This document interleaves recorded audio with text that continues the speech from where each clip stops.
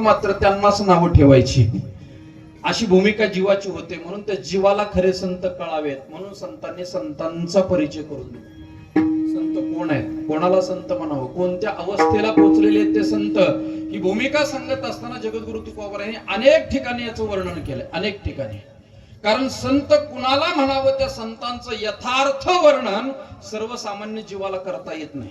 जगद्गुरु तुकोबांनी त्याच्याही पुढे जाऊन सांगितलंय, एखादा शाब्दिक पंडित असेल तो संतांचं यथार्थ वर्णन करू शकत नाही, शाब्दिकाचे काम नाही येते. इथं शाब्दिकाचं शब्द बहुसार उपकाराची राशी अमृतानुभवानं सांगितलंय. मागे घडलेल्या घटनेचं स्मरण करून देण्याचं काम शब्द करतात. शब्द गेल्या वर्षी सप्ताह कसा झाला, कशाच्या माध्यमातून सांगणार, जाऊ द्या. काल महाराजांनी अभंग काय घेतला, कशाच्या माध्यमातून सांगणार, शब्दाच्या माध्यमातून मागे घडलेल्या घटनेचं स्मरण माणसाला करून देता येतं. पण ते शब्द संतांचं वर्णन करायला अपुरे आहेत. शब्द काय करत नाही महाराज. म्हणून जुन्या काळातली माणसं म्हणायची, बोलून विचार करण्यापेक्षा विचार करून बोलावं. शब्द हा बाण आहे, धारदार शस्त्र आहे. एकदा का मुखातून बाहेर पडलं, तुम्ही किती म्हणा पुन्हा नाही मला असं बोलायचं नव्हतं. बरीचशी माणसं असं वाचाळवीर आहेत पहा, भावनेच्या भरामध्ये पत्रकार परिषद घेतात, काही बोलून जातात, आणि मग नंतर ज्या वेळेला बातम्या यायला मग नाही माझा असा बोलण्याचा भाव नव्हता. हे बोलून विचार करून बोलावं. बोलल्यानंतर पुन्हा ते शब्द परत येत नाही. जुन्या काळातली आणखी एक म्हण आहे, एक वेळ मारलेला वळ मुजतो.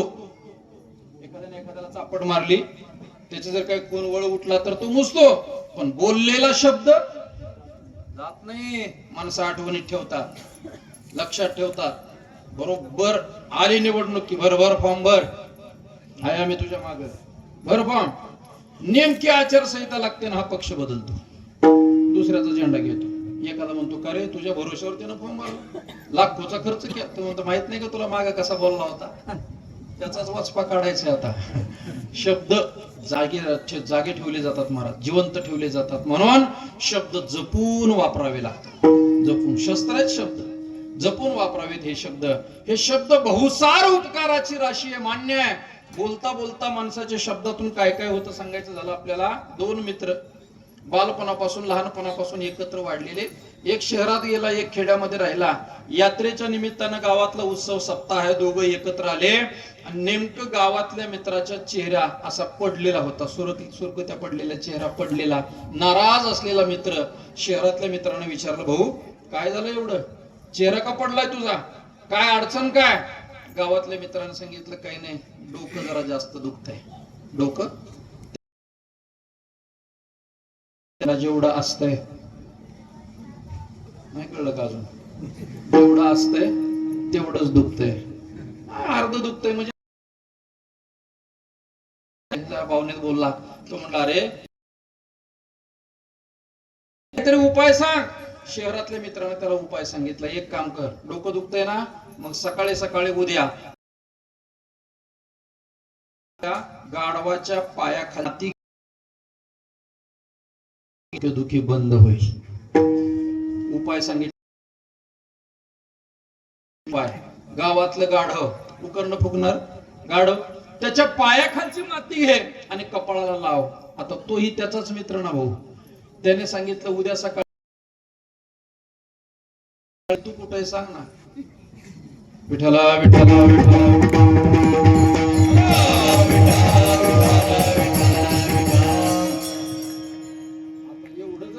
सांगितलेलं नाही कळलं तर पुन्हा एकदा पंक्तीला बसा तुम्ही. शब्द काय करतात, शब्द माणसाला गाढव करतात. विठ्ठला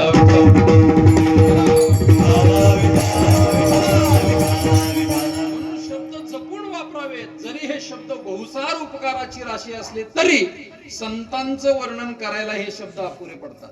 संत ज्या अवस्थेवर आहेत ती अवस्था सर्वसामान्य जीवाला कळत नाही, संत सर्वसामान्याला कळत नाही. एक वाक्य सांगतो ऐका, खरे संत सर्वसामान्य तुम्हा जीवाला नाही कळाले, काही अडचण नाही. दादा आजपर्यंतच्या परमार्थामध्ये नाही ज्ञानोबराय कळाले, नाही तुकोबराय कळाले, नाही आपल्याला देगलूरकर घराणा कळाला, काही अडचण नाही आपल्याला. काही खरे संत जीवाला नाही कळाले, जीवाचं काही पतन होत नाही, संतांच्या अंतःकरणामध्ये करू नये. प्रेम आहे, आपल्या उद्धाराकरता ते वाटेल ते करतील, किंबहुना आपल्या पायाला लागतील. लागून या पाया विनवितो तुम्हाला करटाळी बोला. भगवंताच्या नामामध्ये आपला उद्धार आहे म्हणून आपल्या पायाला संत महात्मे लागतील. करुणा आहे त्यांच्या अंतःकरणात. खऱ्या संताला तुम्ही आम्ही नाही ओळखलं तरी अडचण नाही, पण संत नसणाऱ्याला संत म्हणलं तर जीवाचं पतन कोणीच अडवू शकत नाही. आपण संत नाहीत आणि त्यांना संत मानलं, खूप मोठं पतन होतं महाराज. एक सांगतो, रस्त्याने आपण प्रवास करतोय, अनोळखी भागामध्ये आलेलो आहे, मॅप गुगल मॅपही चालत नाही आणि अशा रस्त्यावर आपण चाललोय. बर कुणाला विचारावं तेही जमत नाही. आता आपलं बरं आहे, बाउंड्रीवरती मराठी जमते, कानडी जमते, काही काही भाग असे आहेत महाराज तिथं जमतच नाही, त्यांची भाषा बोलावं लागते आणि आपल्याला ते बोलता येत नाही. आणि आपण नेमके प्रवासात आहे, काय करावं अशा वेळेला? ज्या वेळेला पुढे जाण्याचा योग्य मार्ग सापडत नाही त्यावेळेला शहाण्या माणसानं जागेवर उभं राहावं. जागेवर उभं राहावं. कळत नसताना, मार्ग माहित नसताना नको त्या चुकीच्या दिशेनं गेला तर काय होईल? साध्यापासून जास्त लांब जाईल, जास्त लांब जाईल. नाही संत कळाले काही अडचण नाही, जागेवर बसा, जागेवर बसा. पण उगा कुणाच्या तरी पाठमागं जाऊन आपल्या जीवनाचं पतन करून घेऊ नका. संत महात्मे सर्वसामान्य जीवाला कळत नाही. चला अजून पुढे सांगेन, देवाच्या बायकोला संत कळाले नाही हो. देवाच्या बायकोला, सीतामाईला कुठं कळाले संत? वनवासामध्ये असताना लक्ष्मणजी कुठं कळाले सीतामाईला? नाही कळाले. प्रसंग सगळ्यांना माहित आहे, स्पर्श करून जाईल फक्त. अशोकवनामध्ये आपला पंचवटीमध्ये असताना समोरून एक सोन्याचं हरिण जात. सोनं 98,000 आहे. आज झालं 98,000. ते मृग गेलेलं पाहिलं आणि सीतामाईने पटकन अपेक्षा व्यक्त केली, प्रभू मला त्याचं कातडी पाहिजे, मला पाहिजेच, आग्रह केला. प्रभू रामचंद्र गेले, सांगितलं लक्ष्मणाला रक्षण कर सीतेचं. प्रभू जातात, तिकडून आवाज येतो, लक्ष्मणा धाव. मोठा आवाज आला. सीतामाई म्हणतात, दादा भाऊजी बघा ना, थोडं तुमचे भाऊ अडचणीत आहेत वाटतं, जा बरं मदतीला. लक्ष्मणाने सांगितलं, माझ्या दादावर कोणतंही संकट येणार नाही. वाक्य नीट ऐका. उलट ज्याच्या नावानं संकट करून पळून जातात त्याला संकट कसं येईल? रामाच्या नावानं संकट पळतात त्याला संकट अजिबात येणार नाही. दुसऱ्यांदा आवाज आला, लक्ष्मणा धाव. मग सीतामाई बोलल्या, अहो जाणं ते अडचणीत आहेत. लक्ष्मणजी जायला तयार नाही. त्यावेळेला सीतामाई जे बोलल्या ते मला मुद्दा आत्ता महत्वाचा आहे. सीतामाई त्यावेळेला म्हणतायत, मला आत्ता कळालं तुम्ही वनवासामध्ये का आला. वनवास तुमच्या दादा करताय, त्यांची अर्धांगिनी म्हणून मी आले सेवेकरता. तुमचं काय काम? कदाचित तुम्हाला हे वाटत असेल की तुमच्या दादाचं बरं वाईट व्हावं आणि या वनामध्ये माझी प्राप्ती तुम्हाला व्हावी अशी कदाचित तुमची अपेक्षा असेल, म्हणून तुम्ही वनामध्ये आलात. शब्द ते सीतामाईचे शब्द अगदी तापलेल्या तेलासारखे कानामध्ये पडले. रामकृष्ण.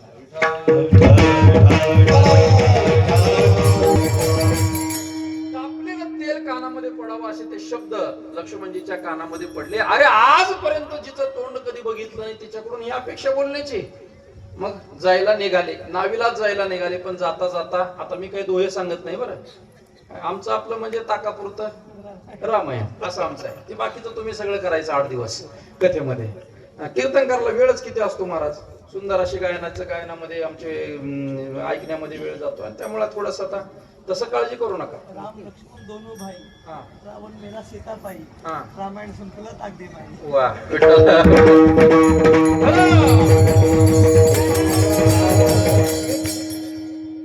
जाताना लिहून देतो.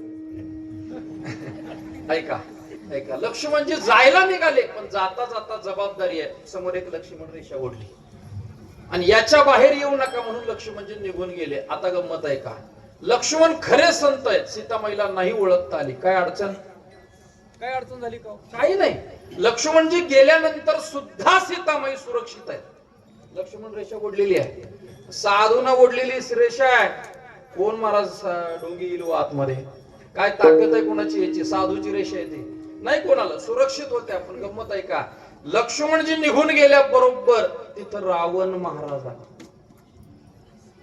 महाराजाच्या वेशात आले महाराज, दाढी वाढलेली, माळा घातलेल्या, कमंडलो हातात, भगवी कपडे, असं महाराजाच्या रूपामध्ये रावण आला. आल्याबरोबर मग अपेक्षा व्यक्त केली, भिक्षा द्या, संसारिकाचं कर्तव्य बाहेरून साधूला दिलं पाहिजे, मर्यादेच्या बाहेर या म्हणून सांगितलं. मर्यादेच्या बाहेर आल्या. परिणाम आपल्या सगळ्यांना कथेतून माहिती आहे. 6 महिने सीतामाई प्रभू रामचंद्रांपासून लांब गेल्या. माझा दृष्टांत संपलाय. ऐका, लक्ष्मण खरे संत आहेत नाही कळाले, काही अडचण नाही, पण संत नसणाऱ्यावर विश्वास ठेवला, देवापासून 6 महिने लांब गेले. हा, संत नसणाऱ्याला अजिबात संत म्हणू नये, त्याची खरी ओळख पटणं आपल्याला गरजेचं आहे. म्हणून खरे संत जीवनातले कळावेत, म्हणून संतांनी संतांची वर्णनं केलेली आहेत. नाही कळाले, या भूलोकामध्ये, या मृत्यू लोकामध्ये संत महात्मे स्थूल देहानं या मृत्यू लोकात असताना लोकांना नाही कळाले. विश्वमाऊली ज्ञानोबाराय आळंदीमध्ये आज होते त्यावेळेला किती जणाला कळाले? जगद्गुरु तुकोबाराय देहूमध्ये होते त्यावेळेला किती जणाला कळाले? आपल्याला चरित्र भाग सगळ्यांना माहिती आहे. जगद्गुरु श्री संत तुकोबारायांना देहूतले लोक काय म्हणायचे? तुका वेडा अविचार करी बडबड फार. वेडा अविचार आहे, उगा बडबड करतोय म्हणून तुकोबारायांना नावं ठेवली जायची. जगद्गुरु तुकोबारायांची ओळख त्या काळामध्ये देहूतल्या किती जणांना झाली हो? किती जणाला? फक्त 14 जणाला. फक्त 14 जण. 14 टाळकरी भेटले तुकोबारायांना. 15वा देहूत नव्हता का टाळकरी? होते, पण नाही तुकोबारायांची ओळख त्यांना कळाली. 14 जणाला तुकोबाराय त्या काळात कळाली. विश्वमाऊली ज्ञानोबाराय त्या काळामध्ये किती जणाला कळाले? शुद्धीपत्र आणण्याच्या निमित्तानं ज्या वेळेला पैठणला पाठवण्यात आलं, आळंदी ते पैठण गेला तुम्ही कधी? आळंदी ते पैठण जवळजवळ 220 किलोमीटरचं अंतर आहे. आज आपल्याकडे सगळ्या सुविधा आहेत, पण त्या काळामध्ये अनवाणी पायानं ही 4ही भावंड शुद्धीपत्र आणण्याकरता अनवाणी पायानं निघाली. काय वय होतं त्यांचं? मुक्ताबाई 5 वर्षाचे, सोपान काका 7 वर्षाचे, ज्ञानोबाराय 9 वर्षाचे आणि निवृत्तीनाथ महाराज 12 वर्षाचे. 12 वर्षाचे. 5 वर्षाची मुक्ताबाई ज्या वेळेला अनवाणी पायानं चालायची, पाय दुखत नसतील? साहजिक दुखत असतील. दादा पाय दुखायला लागले चालून. दादाने तिला निवृत्तीनाथ दादाने खांद्यावर घ्यावं. दादाचं वय किती? हे आमच्या महाराज एवढं. 12 वर्षाचे. 12 वर्षाचे. 5 वर्षाच्या मुक्ताबाईला दादाने आपल्या खांद्यावर घ्यावं, चालावं, पाय दुखले की बसावं, तहान लागली कुठंतरी विहिरीतलं पाणी प्यावं, असं दर मजल करत करत करत निघाले. पायात चपला सुद्धा नाही. काटे टोचले नसतील? काटे टोचले असतील, वेदना झाल्या असतील. महाराज कधीतरी आम्ही याचा विचार करावा. आज त्यांचं नाव घेतल्यामुळं आम्ही एसीच्या गाडीत फिरतोय. आम्ही हबकू मंडळी एसीच्या गाडीत फिरतोय. एवढ्या एअर कंडिशनच्या सस्पेन्सच्या गाड्या आहेत आमच्याकडे. तरी गाडीतून खाली उतरल्याबरोबर प्रतिभाव म्हणतात प्रवास व्यवस्थित झाला ना? विचारायला माणसं आहेत महाराज. आज लगेच आल्याबरोबर बॅग घ्यायला, पाणी द्यायला माणसं आहेत. काही थकवा आला का चहा देऊ का म्हणणारी माणसं आहेत. काय होतं महाराज त्या काळामध्ये? कोणी विचारलंय यांना? कोणी विचारलं नाही. खाल्ला का, जेवला का, कुठं झोपणार आहात, काय करणार? अनवाणी पायाने 4ही भावंड आळंदी ते पैठण गेली. बरं, पैठण मध्ये गेल्यावर त्यांची परीक्षा घेतली. कोण तुम्ही? कुठून आलात? आळंदीवरून आलो. शुद्धीपत्र पाहिजे आम्हाला. तुम्ही सांगितल्याप्रमाणे आमच्या आई वडिलांनी देहांत प्रायश्चित्त घेतलंय, आम्हाला शुद्धीपत्र द्या, आम्हाला मौजीबंधनाचा अधिकार द्या. काय नाव काय तुमची? नावं विचारण्यात आली. एकाने सांगितलं निवृत्ती ज्ञानदेव सोपाना मुक्ताबाई. वा रे वा, काय नाव आहेत, किती सुंदर नाव आहेत. दुसरा म्हणला नावात काय असतंय? नाव कोण कोणाचं काही ठेवतात. बारशाला नाव ठेवलं जातं. तुमच्याकडे किती दिवशी ठेवतात? 12व्या. काय 12व्या दिवशी बारसं घातलं जातं. बारशाला नाव ठेवतात. नावाप्रमाणे ते जगलं तर ठीक आहे, नाहीतर लोक नाव ठेवतात. लोक नाव ठेवतात. काय नाव ठेवलंय बापानं? एवढं चांगलं नाव आहे, रोज धरून आणावं लागतंय, डाब्यावरून धरून आणावं लागतंय. काय उपयोग आहे? मी एक विनोदानं सांगत असतो, पण खरी परिस्थिती आहे का? नाव ठेवा, पण कधी ठेवा माहितीये का? त्याचं कर्तृत्व बघून ठेवा. त्याचं कर्तृत्व बघा, मग त्याला नाव ठेवा. काय करता नाव ठेवून? बापान नाव ठेवा हो तुकाराम, हे बोंबलत असते कुठेतरी दुसऱ्या वड्याला मासं धरत. काय उपयोग आहे त्या नावाचा? त्याचं कर्तृत्व बघा आणि नंतर त्याला नाव ठेवा. नावं विचारली, काय नाव तुमची? निवृत्ती ज्ञानदेव सोपाना मुक्ताबाई. एक म्हणला नावात काय असतं? यांचं नाव ज्ञानदेव आहे आणि तो पार रेडा, तो रेडा, त्याचं नाव सुद्धा ज्ञानदेव आहे. त्याचंही नाव ज्ञानदेव आहे, यांचंही नाव ज्ञानदेव आहे. नावात काय असतं? ज्ञानेश्वर महाराजांच्या मुखातून शब्द बाहेर पडला. थोडं वाढवा जरा. ज्ञानेश्वर महाराजांच्या मुखातून शब्द बाहेर पडला, ज्ञानदेव म्हणे तोही माझा आत्मा, तो माझाच आत्मा आहे. हे माऊलींच्या मुखातले शब्द बाहेर पडले. ऐकणारे कोणी सामान्य नव्हते.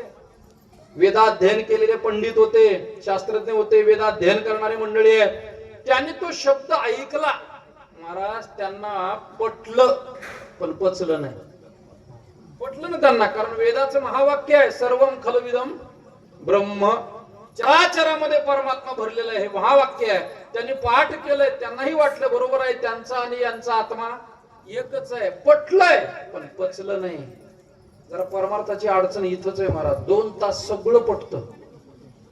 मंडपात आल्यावर 2 तास सगळं पटतं. जेवढं काही सांगेल सगळं पटतं. माना डोलवल्या जातात, पण कुठपर्यंत? मंडप सोडेपर्यंत. एकदा मंडप सुटला रे सुटला की मग विसरलं महाराज सगळं. पचलं पाहिजे, पचलं पाहिजे. लहान मुलगा शाळेत जातो, शाळेत असा लहान मुलगा, माझा चष्मेचा आहे बघा, इकडे बघ, हा असा लहान मुलगा शाळेत जातो. आणि मग शाळेमध्ये गुरुजी सांगत असतात जीवन व्यसन मुक्त असलं पाहिजे. तंबाखू खाऊ नये, दारू पिऊ नये, वाईट गुटखा वगैरे मावा खाऊ नये. गुरुजी सांगतात मुलांना. गुरुजी का होते म्हणून सांगत होते असं काय? असं बरं असू द्या, सांगतात. गुरुजी सांगत असतात कायद्यानं सुद्धा बंदी आहे. शाळेच्या आजूबाजूला आवारामध्ये किमान 200 मीटरच्या अंतरावर अंमली पदार्थ, व्यसनी पदार्थ विकण्याकरता, तंबाखू विक्री करता कायद्यानं बंदी आहे. आमच्या महाराष्ट्रात तरी आहे, कायद्यानं बंदी आहे महाराज. तरी सुद्धा गुरुजी सांगत असतात, मुलगा घरी येतो, वडील मुलाला सांगतात बाळा जा टपरीवर, टपरीच म्हणतात ना, छोटीशी टपरी, जा टपरीवर आणि हे गायछापची पुडी घेऊन ये, तंबाखूची पुडी घेऊन ये. मुलगा बापाला म्हणतो बाबा खाऊ नये, वाईट असतं, घाण दुर्गंधी येते तोंडाची, लाळ बाहेर पडते, कॅन्सर सारखी व्याधी होते. बाप पोराला म्हणतो बापाला शिकवतोस का?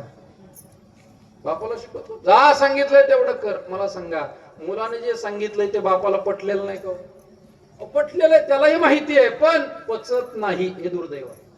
लहान मुलाचे कधी कधी वाक्य सुद्धा ज्याला सुभाषितकार सांगतात, बालादपी सुभाषितम.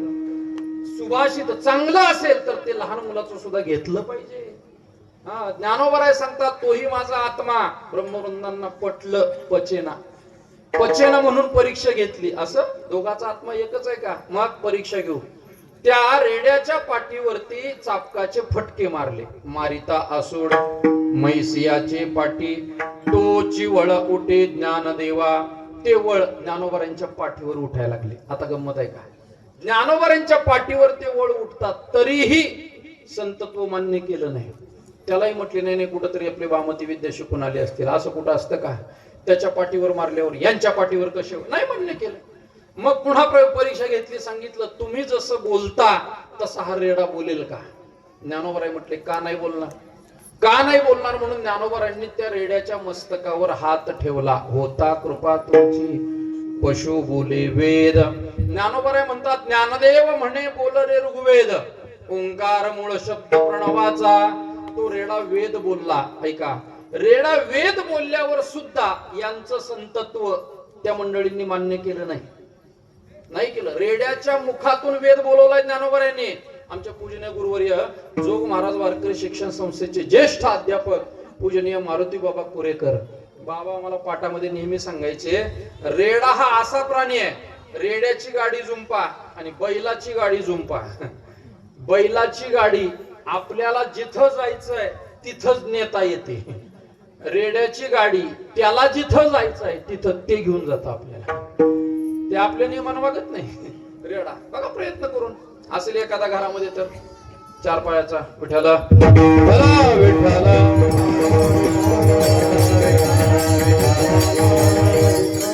अतिशय जड बुद्धीचा असणारा प्राणी म्हणजे रेडा. ज्ञानोबांनी त्या रेड्याच्या मुखातून वेद बोलवला. ऐका आता, रेड्याच्या मुखातून जे वेद बोलवू शकतात ते आपला उद्धार करणार नाही का? आपला उद्धार नक्की करतील. मग एवढं जरी ज्ञान आहे तर त्या ब्रह्मवृंदांनी ज्ञानोबांच्या पाठीमागे यायला पाहिजे होते की नाही? पैठण मधून ज्यावेळेला ही भावंड पुन्हा आळंदीकडे निघाली त्यावेळेला यायला पाहिजे होतं. रेड्याच्या मुखातून वेद बोलवतात, आपला उद्धार करतील, चला जाऊ यांच्या पाठीमाग, यायला पाहिजे होतं. पण कोणीही आलं? कोणीच आलं नाही का? पेटी मास्तर कोणी नाही आलं. ज्ञानोबाच्या सोबत कोणी नाही आलं. कोण? रेडा. ज्याच्या मुखातून वेद बोलवले तो रेडा पुन्हा पैठण मध्ये थांबला नाही. नाही थांबला. त्याने विचार केला, एकदा यांचा स्पर्श जीवनाला झालाय ना, आता पुन्हा संसाराचं काम करायचं. तो रेडा ज्ञानोबरांच्या सोबत निघाला महाराज. ज्ञानोबरांच्या सोबत जाऊन त्याने आळ्यामध्ये प्राण सोडला. मागची वारी, कालची एकादशी, चैत्रवद्य एकादशी, समाधी सोहळा झाला. कोणाचा? रेडे महाराजाचा, रेड्याचा नाही. हा हा, ते पहिला रेडा होता. ज्ञानोबराच्या संगतीत आल्यामुळे त्याला सुद्धा महाराज म्हटले गेले. रेडा सुद्धा महाराज झाला ज्ञानोबराच्या संगतीत. ही बाळ आमची जरी बारकी असली तरी ज्ञानोबराय तुकोबरायांच्या विचाराच्या संगतीमध्ये आले म्हणून लोक काय म्हणतात, महाराज म्हणतात. संगतीचा परिणाम आहे, संगतीचा परिणाम आहे. रेडे महाराज झाले, रेडा ज्ञानोबरायांच्या पाठीमागे आला. आता गंमत आहे काय, ज्ञानोबरायांनी संत महात्मे रेड्याला कळाले, रेड्याला कळाले, विद्वानाला नाही कळाले. माझा मुद्दा तोच चाललाय, संत सर्वसामान्य जीवाला नाही, विद्वानाला सुद्धा कळत नाहीत. विठ्ठल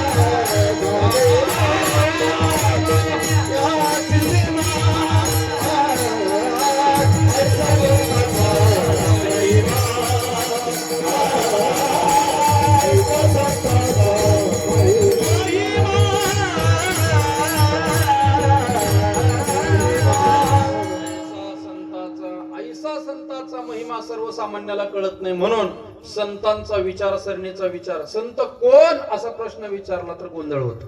कोणाला संत म्हणावं कळत नाही. संभ्रमात आहे जीव. त्या जीवाला खऱ्या संतांची ओळख संतांनीच करून दिलेली आहे. भक्ताचा महिमा भक्ताची जाणते, भक्तच भक्ताचा महिमा जाणू शकतात. कोण आहेत खरे संत, कोण आहेत गोरोबा काका. गोरोबा काकांनी संतांचं परीक्षण केलं.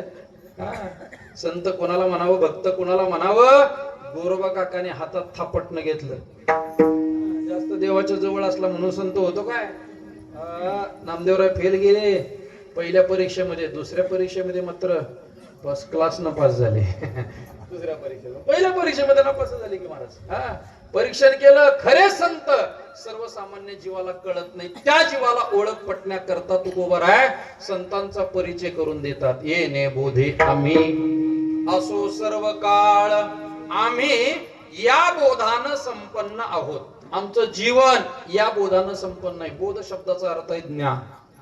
आमचं जीवन या ज्ञानानं संपन्न आहे. संतांचा परिचय ज्ञानानं असावा, संतांचा परिचय त्यांनी केलेल्या साधनेनं असावा. उग मठच मोठा आहे, बाबाच्या मागे शिष्य परिवारच जास्त आहे, हे संतांचं वर्णन नाहीये, हे संतांचं लक्षण नाही. हे बाह्यरंगानं असेल, पण अंतरंगातून संतांचा परिचय देत असताना तुकोबाराय सांगतात, आमचं जीवन या बोधानं संपन्न आहे. आम्ही काय करतोय, करू हे निर्मळ हरिकथा.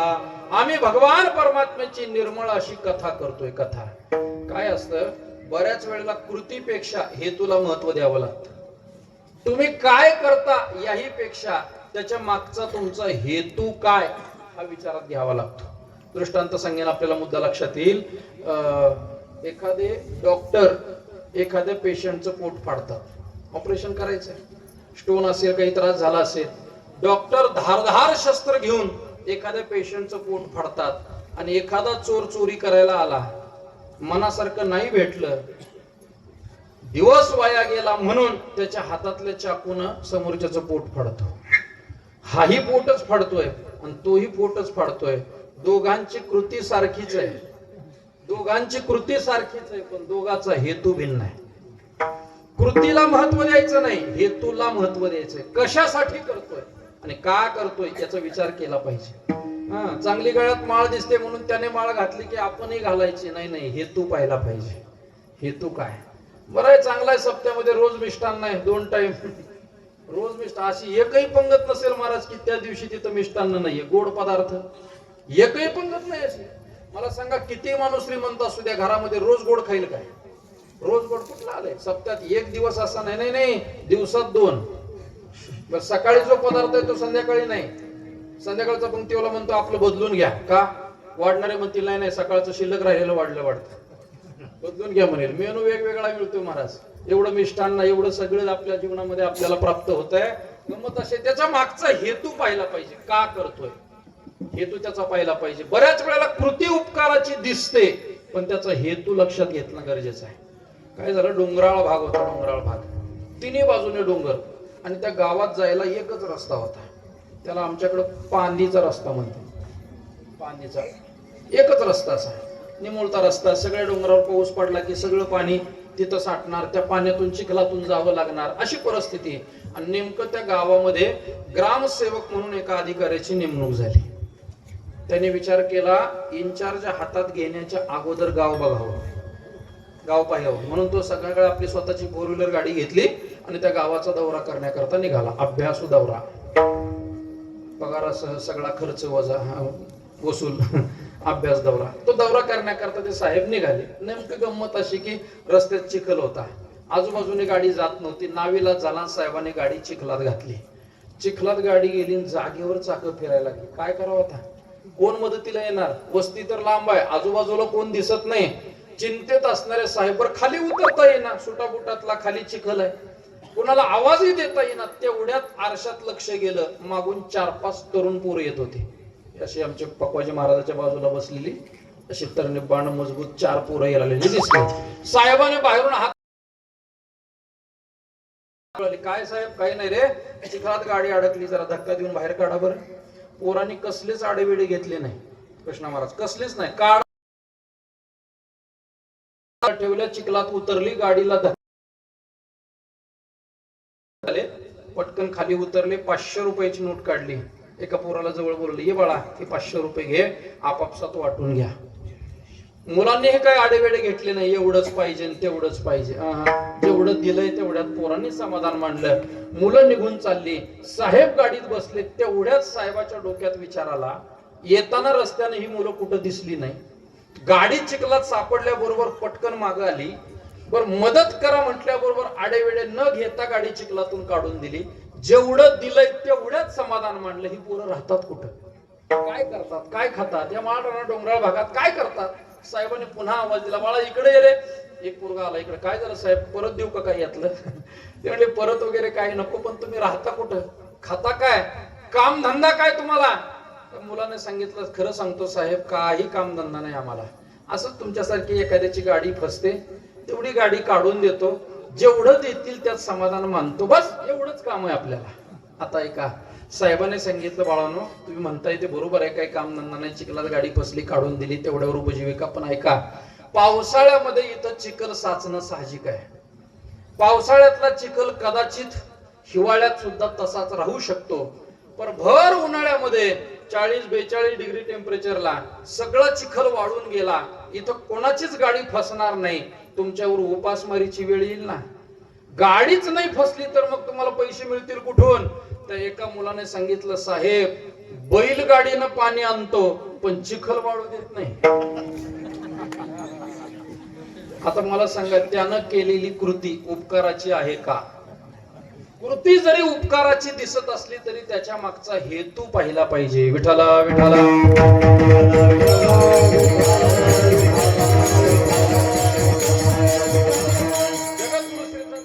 सांगतात, आम्ही कोण आहोत? येणे बोधे आम्ही असो सर्व काळ, आम्ही सर्व काळ या बोधानं संपन्न आहोत. बोध शब्दाचा विस्तार मी थोडासा वेळ राहिला तर पुढे करेन. बोध म्हणजे ज्ञान आहे, ज्ञानानं संतांचा परिचय करून दिलेला आहे. जीवनामध्ये ज्ञान किती महत्वाचं आहे विस्तार मी नंतर करेन. पण तुकोबाराय सांगतात, आम्ही या ज्ञानानं संपन्न असल्यामुळे आत्ता काय करतो? करू हे निर्मळ हरी कथा. पूजनीय गुरुवर्य श्री गुरु महाराजांच्या मुखातून एक विधान ऐकलं होतं, अर्थ ऐकला होता. काही गाथ्यामध्ये हा पाठ आहे, करोनी निर्मळ हरिकथा, हा पाठ आहे काही गाथ्यामध्ये. आणि काही गाथ्यामध्ये पाठ आहे, करू हे निर्मळ हरिकथा. कोणता घ्यावा? पूजनीय महाराजांनी त्याचा गोड अर्थ असा काढला, करोनी निर्मळ हरिकथा हा जर पाठ घेतला तर हरिकथा साधन होते आणि ज्ञान साध्य होते. आमचं जीवन या ज्ञानानं संपन्न आहे. काय केलं तुम्ही? करोनी निर्मळ हरिकथा. भगवंताची निर्मळ हरिकथा आम्ही केली म्हणून येणे बोधे आम्ही असा अर्थ घ्यावा लागेल असा. आणि वारकरी संप्रदाय हरिकथेला साधन मानायला तयार नाही. हरिकथा हे वारकरी संप्रदायाचं साध्य आहे, संतांचं साध्य आहे. हरिकथा साधन नाहीये. म्हणून ज्ञानानं संपन्न झालेले आम्ही आता काय करतो, करू हे निर्मळ हरिकथा, निर्मळ पवित्र असणारी हरिकथा आम्ही करतो, किंवा आम्ही निर्मळ होऊन हरिकथा करतो. विठ्ठल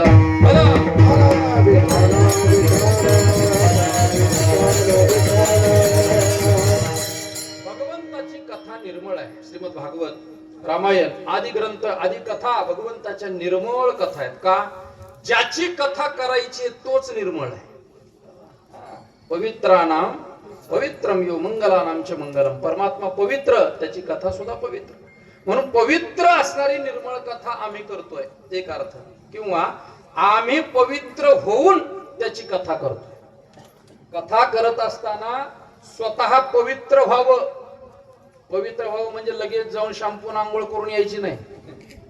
शॅम्पूने आंघोळ करून आला तर काय होईल, जास्तीत जास्त हा देह पवित्र होईल, शरीर पवित्र होईल. काही काही माणसं संध्याकाळी धाब्यावर जेवतात. काय तुमचं तुम्ही मानता काय ते. रविवारी टचून धाब्यावर जेवला आणि सोमवारी इकडं शंकराला पाणी घालायला आला. त्याला म्हणलं अरे भाऊ रात्री तर तू तर म्हणतो काय नाही आंघोळ करून आलो. अरे आंघोळ करून आला तर फक्त शरीर बाह्यरंगानं शुद्ध झालं, जे कोंबलंय आतमध्ये ते तसंच आहे ना. त्याला पचायला 36 तास वेळ लागतो. ते आतमध्ये तसंच आहे. मुद्दा माझा असा आहे, पवित्र असणारी हरिकथा करायची. काय करावं, आम्ही निर्मळ व्हावं, आम्ही पवित्र व्हावं आणि मग ती कथा करावी. येवने गोपाळ राहे ते राहे ते येवने गोपाळ राहे ते राहे ते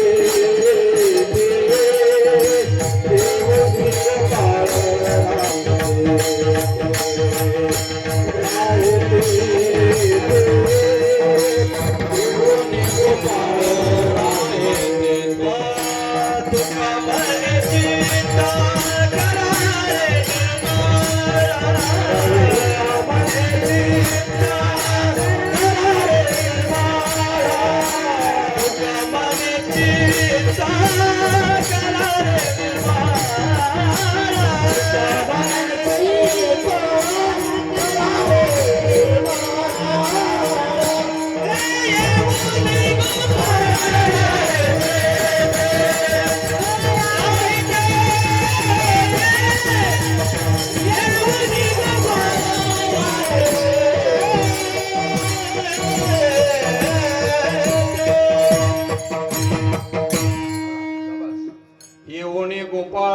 गोपाळ येऊन राहतो. कथा कशी करावी, चित्त निर्मळ करावं आणि मग करावी. मग कथा निर्मळ करत असताना ती कथा कशी कशी केली पाहिजे, तुकोबरे म्हणतात अशी अशी केली पाहिजे. अशी अशी म्हणजे तुमकोनी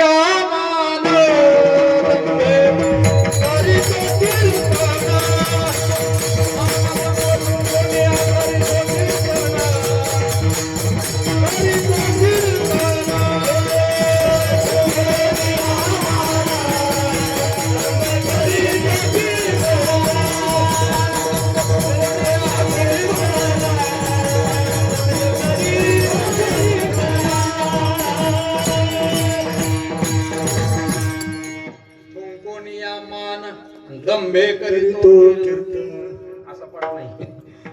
दंभे कीर्तन करीतो असा पाठ नाही. मान दंभ थुंकोनिया कीर्तन करीतो.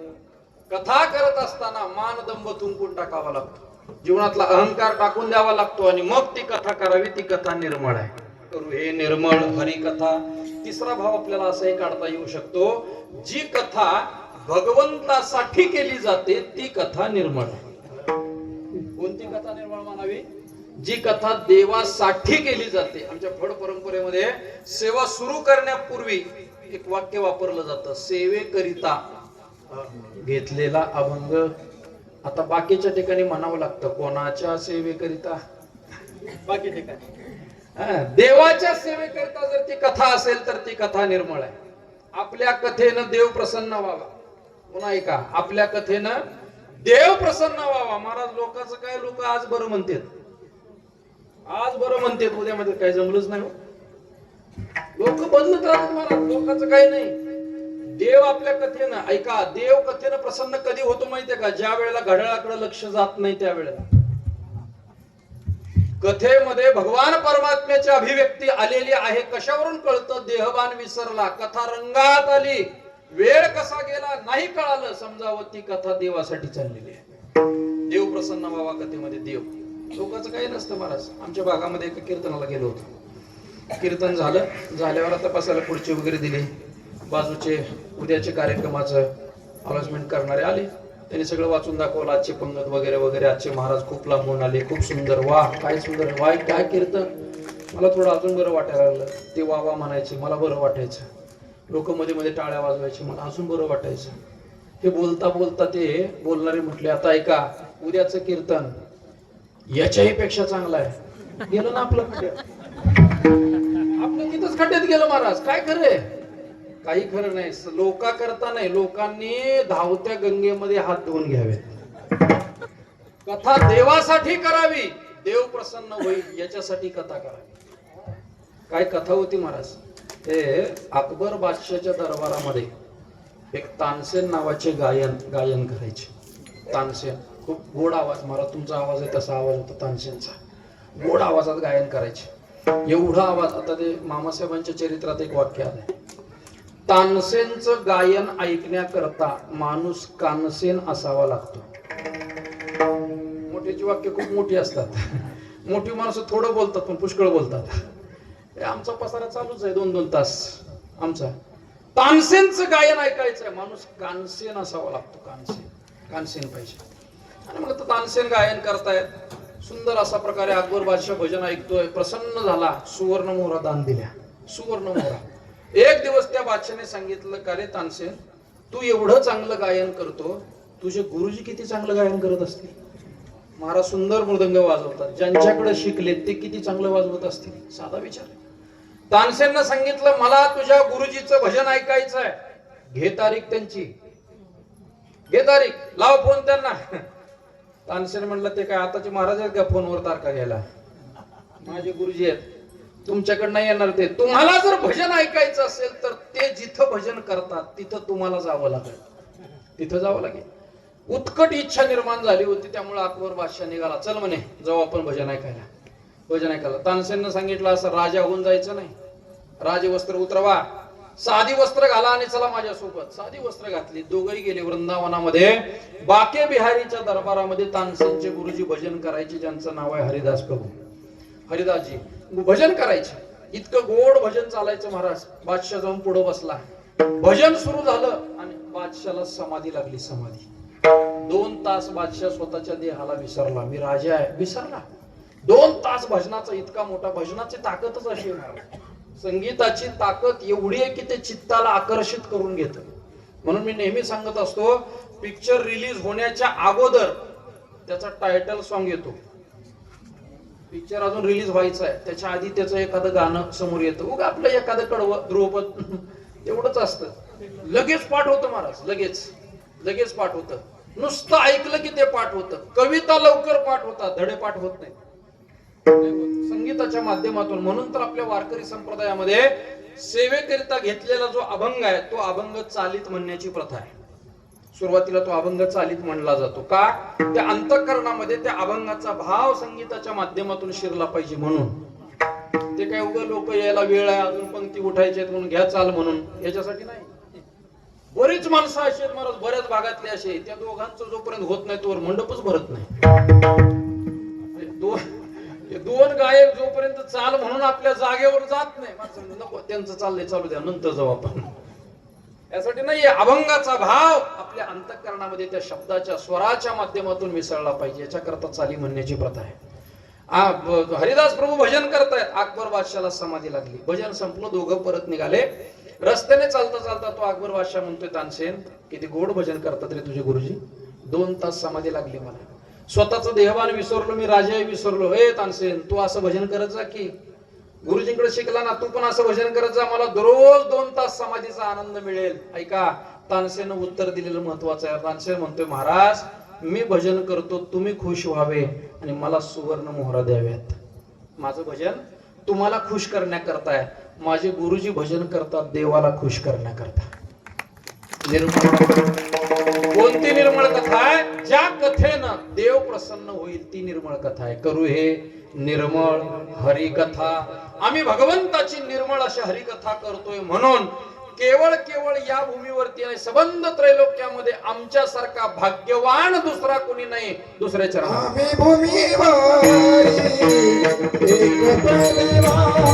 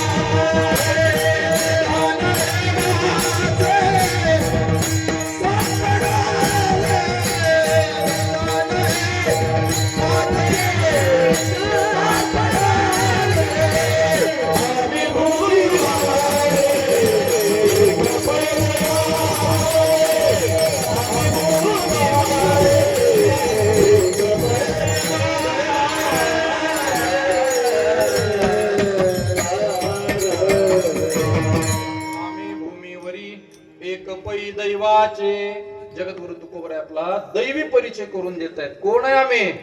या जगामध्ये या भूतलावरती आमच्यासारखा दुसरा भाग्यवान कोणी नाही. आम्ही भूमीवरी एक पै दैवाचे दैववान असा म्हणून परिचय तुकोबरांनी स्वतःचा. आता गंमत आहे, पहिल्या चरणात आम्ही शब्द आलाय. येणे बुधे आम्ही पहिल्या चरणात आम्ही शब्द आहे, दुसऱ्या चरणात आम्ही शब्द आहे. आम्ही शब्दाचा प्रयोग संत कधी करतात आणि मी शब्दाचा प्रयोग संत कधी करतात? थोडस चिंतन करणारे मंडळी आहोत आपण. गाथा ज्ञानेश्वरी वाचता बघा, जिथं गुणाचं चिंतन सांगायचंय तिथं आम्ही शब्दाचा प्रयोग, जिथं गुण सांगायचे तिथं आम्ही, आणि जिथं अवगुण सांगायचंय तिथं मी. वा, मी तो अनाथ अपराधी, मी अवगुणी अन्यायी, एरवी तरी मी मूर्खू. मी अवगुण सांगायचं असेल तर मी शब्दाचा प्रयोग, आणि गुण सांगायचे असतील तर एक गावे आम्ही, आम्ही वैकुंठवासी, आम्ही आम्ही शब्दाचा प्रयोग. चांगलं सांगायचं असेल तर आम्ही, आणि वाईट सांगायचं असेल तर मी. हा संतांचा प्रयोग आहे. आता आपलं नेमकं याच्या उलट आहे. आपलं चांगलं काहीतरी झालं, मी होतो म्हणून झालं मी, आणि काहीतरी बिघडू आम्ही सगळे होतो, आम्ही होतो म्हणून बिघडले. नेमकं उलट आहे महाराज. जगद्गुरु तुकोबर आहे ज्या वेळेला गुणाचं चिंतन सांगतायत. आम्ही भूमीवरी एक पै दैवाचे. आम्ही दैव हा आम्ही शब्द हा स्वाभिमानात्मक आहे. आम्ही शब्द स्वाभिमान आहे. आम्ही शब्दातून अभिमान व्यक्त केलेला आहे. हा अभिमान असावा, स्वाभिमान असावा, अहंकार नसावा, पण अभिमान पाहिजे. आपण ज्या देशात जन्माला आलोय त्या देशाबद्दल आपल्याला अभिमान पाहिजे. अभिमान पाहिजे. आता मराठी शाळा आहेत आपल्याकडे, जरी तुम्ही कर्नाटकात असले तरी सुद्धा आमच्याकडे ते मराठी शाळेची प्रार्थना होती. पहा, आम्हाला लहानपणी तरी प्रार्थना असायची ती, भारत माझा आहे ना, तुम्हाला होती का? म्हणा बरं जरा, भारत माझा देश आहे, सारे भारतीय माझे, पुढं माझ्या देशावर माझे प्रेम आहे, माझ्या देशातल्या विविधतेने नटलेल्या परंपराचा मला अभिमान आहे. या माझंही विसरलं होतं म्हणून तुम्हाला विचारलं. आपण दोघी एकाच माळ्याची म्हणे, कारण ते लहानपणी होतं ना. आपण फक्त शाळेतच म्हटलंय, अभिमान कुठे आहे? विविधतेने नटलेल्या परंपरेचा मला अभिमान आहे. पाहिजे तो अभिमान. ज्या देशात जन्माला आलो त्या देशाबद्दल आपल्याला आपला स्वाभिमान पाहिजे. ज्या संप्रदायामध्ये आपण आपलं जीवन जगतोय त्या संप्रदायाचा आपल्याला पाहिजे अभिमान पाहिजे. महाराजांनी अशी माळ मोठी ठसठशीत घातली आहे. काय काय जणांच्या माळा पेटी मास्तर दूध नाही, असं असं बारीक बारीक माळ द्या म्हणतो. बारीक बारीक माळ द्या. सांगतो तुम्हाला, बारीक माळ तुळशीची नसते. एवढी कुठे बारीक माळ तुळशीची असते? काय नाजूक आहे तुळस. बारीक माळ तुळशीची नसते. त्यामुळे बारकाई निरीक्षण करा. मोठ्या माळा घ्या जरा. विठ्ठल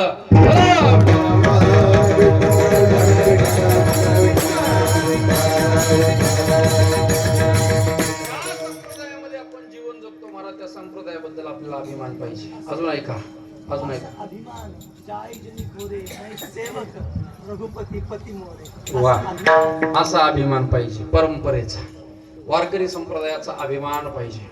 आपण ज्या देशात राहतो त्या देशाचा अभिमान पाहिजे. अजून सांगू का, ज्या धर्मामध्ये जीवन जगतोय त्या धर्माचा अभिमान पाहिजे. पाहिजे. आज आपण अभिमानच घाण टाकलाय महाराज. घाण टाकलाय अभिमान. नाही आपल्याला आपल्या देशाचा, आपल्या संस्कृतीचा अभिमान राहिलेला नाही. राहिलेला आपण उलट काही काही माणसं तर म्हणतात, महाराज जसा देश तसा वेश राहावा लागतो. काही काही आमच्यातले आहेत, आमच्यातले विचित्र हब म्हणणारे, प्रबोधन करणारे सुद्धा पॅन्ट शर्ट घालून फिरतात. त्यांना म्हणलं, अहो काय तुम्ही प्रबोधन कराय, तुम्ही कसं काय असतं? ते म्हणले, काही नाही, जसं जायचं तसं राहावं लागतं. जसं जावं लागतं तसं राहावं लागतं. नाही चालत. आपल्याला आपल्या गणवेशाचा अभिमान पाहिजे. वारकरी संप्रदायाने हा गणवेश दिलाय ना, जुन्या मंडळीने हा गणवेश दिलाय ना, त्याचा अभिमान पाहिजे. काय अभिमान होता मला स्वामी विवेकानंदांना. काय अभिमान होता. स्वामी विवेकानंद या देशाचं नेतृत्व करण्याकरता परदेशात जायचे. नेतृत्व करायचे, आपल्या स्वतःच्या धर्मग्रंथाचं प्रवचन व्याख्यान द्यायचे, पण आपला स्वाभिमान जिवंत ठेवला. गणवेश बदलला नाही. फॉरेनला गेले, आपलं इथंच जाते गोव्यात तरी बरमुडा घेऊन जातो. गेलं तरी बरमुडा नेते. स्वामी विवेकानंद परदेशात गेले महाराज, तरी गणवेश बदलला नाही. तरुणांनो ऐका, भगवं वस्त्र घातलेलं होतं, भगवी लुंगी घातलेली, उपरनं भगवं टाकलेलं, डोक्यावर फेटा भगव्या रंगाचा होता स्वामींच्या. पायात चप्पल मात्र तिथल्या देशातली होती. तिथल्या देशातली कोणीतरी एका भक्तानं आणून दिलेली चप्पल घातलेली आणि स्वामीजी व्याख्यानाला निघाले. आता बारकाई नाही का, एक शिष्य त्यांचा सोबत चाललेला, त्यांनी स्वामींचं निरीक्षण केलं. अरे वा, डोक्यात फेटा यांच्या देशातला आहे आणि पायात चप्पल आमच्या देशातली आहे. स्वामींना त्यांनी प्रश्न केला, स्वामीजी हे सहज घडलं का मुद्दामन केलं? डोक्यावर फेटा तुमचा आणि पायात चप्पल आमची, सहज घडलं का मुद्दाम केलं? त्याच्या प्रश्नाचा रोख स्वामींच्या लक्षात आला. स्वामीने विचारलं, बाळा हे मुद्दामन केलंय. मुद्दामन केलंय. महाराज, परदेशातले लोक चिकित्सक आहेत, भारतातले लोक भावनिक आहेत, श्रद्धावान आहेत. मग एखाद्याला म्हणलं ना ज्ञानेश्वरी वाच, नाही नाही तसं काही नाही सांगितलं. भाव धरून या, वाचे ज्ञानेश्वरी एकतरी ओवी, बस एवढं सांगून ठेवलं. एवढंच करतो आम्ही. कधीतरी त्याच्याकडे, त्या भावाकडे ज्ञानदृष्टीनं सुद्धा पाहावं ना. ज्ञानदृष्टीनं ते ज्ञानेश्वरी पाहावी, पण नाही, आपल्याकडे आपलं दर्शन घेतलं जातं फक्त. बरेच बहादर पारायणाला बसतात, वाचता येते पण वाचत नाही, बोट फिरवते. म्हणजे त्याला काय होते, बोट फिरवले तरी चालतंय ना? चालतंय नाही असं नाही, तो भावनेचा प्रश्न आहे. पण कधीतरी त्या ज्ञानदृष्टीनं सुद्धा तिथे गेलं पाहिजे की नाही? ज्ञानोबरायांचा सिद्धांत काय पाहिला पाहिजे ना. महाराज, परदेशामध्ये लोक चिकित्सक आहेत. एक वाक्य सांगेन, चिकित्सेतून विज्ञानाचा जन्म आहे आणि भावनेतून अध्यात्म जन्माला येतं. म्हणून सगळे शोध हे परदेशातले शास्त्रज्ञांचे आहेत, त्यांच्या नावावर आहेत. वास्तविक ते शोध आपल्याकडलेच. टेस्ट ट्यूब बेबी, आताची टेस्ट ट्यूब बेबी ज्ञानोबारांनी त्या काळात शोध लावून ठेवलाय. ज्ञानेश्वरीमध्ये त्या काळात शोध लावला महाराज ज्ञानोबारांनी. हे आता आलंय. गुरुत्वाकर्षणाचा शोध. गुरुत्वाकर्षणाचा शोध कोणी लावलाय बरं? गुरुत्वाकर्षणाचा गुरुत्वाकर्षणाचा कोणी सांगितलं? वारकरी टाळ घेऊन उभा आहे. न्यूटननं लावलाय. न्यूटननं गुरुत्वाकर्षणाचा शोध. कथा वेगळी सांगितली जाते त्याच्याबद्दल, पण ऐका, ज्ञानेश्वरी वाचली असती तर तू सुद्धा हे उत्तर दिलं नसतं. गुरुत्वाकर्षणाचा शोध विश्वमाऊली ज्ञानोबारांनी लावलाय. ज्ञानेश्वरीमध्ये उभी आहे, फळलिया तरोची शाखा सहजे भूमीसे उतरे देखा. आंब्याचं झाड आहे का पुढे? आंब्याचं झाड आहे का? आंब्याला आंबे लागल्यावरती फांदी खाली येते का नाही? ज्ञानोबारांनी तो शोध लावला. न्यूटननं दुसरं काय केलं? वरच एक झाडाला लागलेलं फळ खाली पडलं, खालीच का पडलं एवढा शोध लावला त्यांनी. ज्ञानोबा तीच भूमिका दृष्टांताच्या रूपानं मानतायत. माझा मुद्दा आहे, परदेशातली मंडळी चिकित्सक आहेत म्हणून चिकित्सेतून विज्ञानाचा शोध लागले. आता मृदंग महाराज आपला आहे. पखवाज आपला, संगीत क्षेत्र आपलं आहे, भारताचं संगीत क्षेत्र. राग रागिनी सगळ्या भारतातले आहेत, पण शोध मात्र परीक्षा त्यांची. पेटी मधला उत्तम स्वर कोणता स्वर आहे पेटीतला? जर्मन स्वराच्या पेटीच मिळत नाही आता. नवी जुनी मंडळी बघा तुम्ही, काय काय गायक मंडळी अशा जुन्या गायकाच्या घरात गेले, धूळ लागलेली पेटी बघितली की त्याचा स्वर उघडून बघते कोणता स्वर आहे याला. खाली त्याच्यात आतमध्ये खाली पट्ट्या आहेत, आतमध्ये त्या पट्ट्या पाहतात. ते जर्मन स्वर असतील की त्याला म्हणतात हो पेटी तुम्हाला लागत नसली तर घेऊन जाऊ जर्मन स्वर. महाराज विद्या कला आपल्या देशातली आहे आणि संशोधन त्यांनी केलंय, परीक्षा त्यांनी घेतली. आमचे पूजनीय वैकुंठवासी जगन्नाथ अण्णा पवार अण्णा कीर्तनामध्ये सांगायचे, पखवाज आपल्या देशातला, वाजवायचा आपल्या देशाने आणि परीक्षा मात्र त्यांनी घ्यायची. विशारद अलंकारच्या परीक्षेचे नियम त्यांचे आहेत, त्या देशातले. असं म्हणतात परीक्षा घेत असताना दोन्ही बाजूला ते यंत्र ठेवतात, पखवाज वाजवला जातो. एक पखवाज कसा वाजवायचा हे त्यांनी सांगितलंय. अण्णाच्या मुखातली वाक्य बघा तुम्ही, वाईट वाटून घेऊ नका. आपल्याकडे पखवाज वाजवत नाहीत, अण्णा असं म्हणायचे, आपल्याकडे पखवाज वाजवत नाहीत, बडवत नाही, फोडतात. जो पखवाज जास्त पखवाज फोडेल माणसं, वाह काय पखवाज आहे, 2 पखवाज फोडले, त्याची परीक्षा आहे. कणकेच्या बाजूला धुमाच्या बाजूला किती कणिक लावावी, धुमाचा स्वर खर्जात पाहिजे, इकडल्या स्वराच्या पुढीपेक्षा धुमाचा स्वर खर्जात वाजला पाहिजे. त्याचं शास्त्र आहे, परीक्षा त्यांनी घेतली महाराज, आपण फक्त साधना करतोय. उत्तम असं आहे, ती मंडळी चिकित्सक आहेत. त्या तरुणाने प्रश्न विचारला स्वामीला, स्वामी पायात चप्पल तर आमच्या देशातली, डोक्यावर फेटा तुमच्या देशातला, असं का केलं? त्याचं उत्तर स्वामीजी देत आहेत, अरे तुझ्या देशातली संस्कृती भोग प्रधान आहे म्हणून तिला पायदळी तुडवली आहे, माझ्या देशातली संस्कृती त्याग प्रधान आहे म्हणून तिला मस्तकावर धारण केली आहे. याचा धरीन अभिमान, याचा धरीन अभिमान,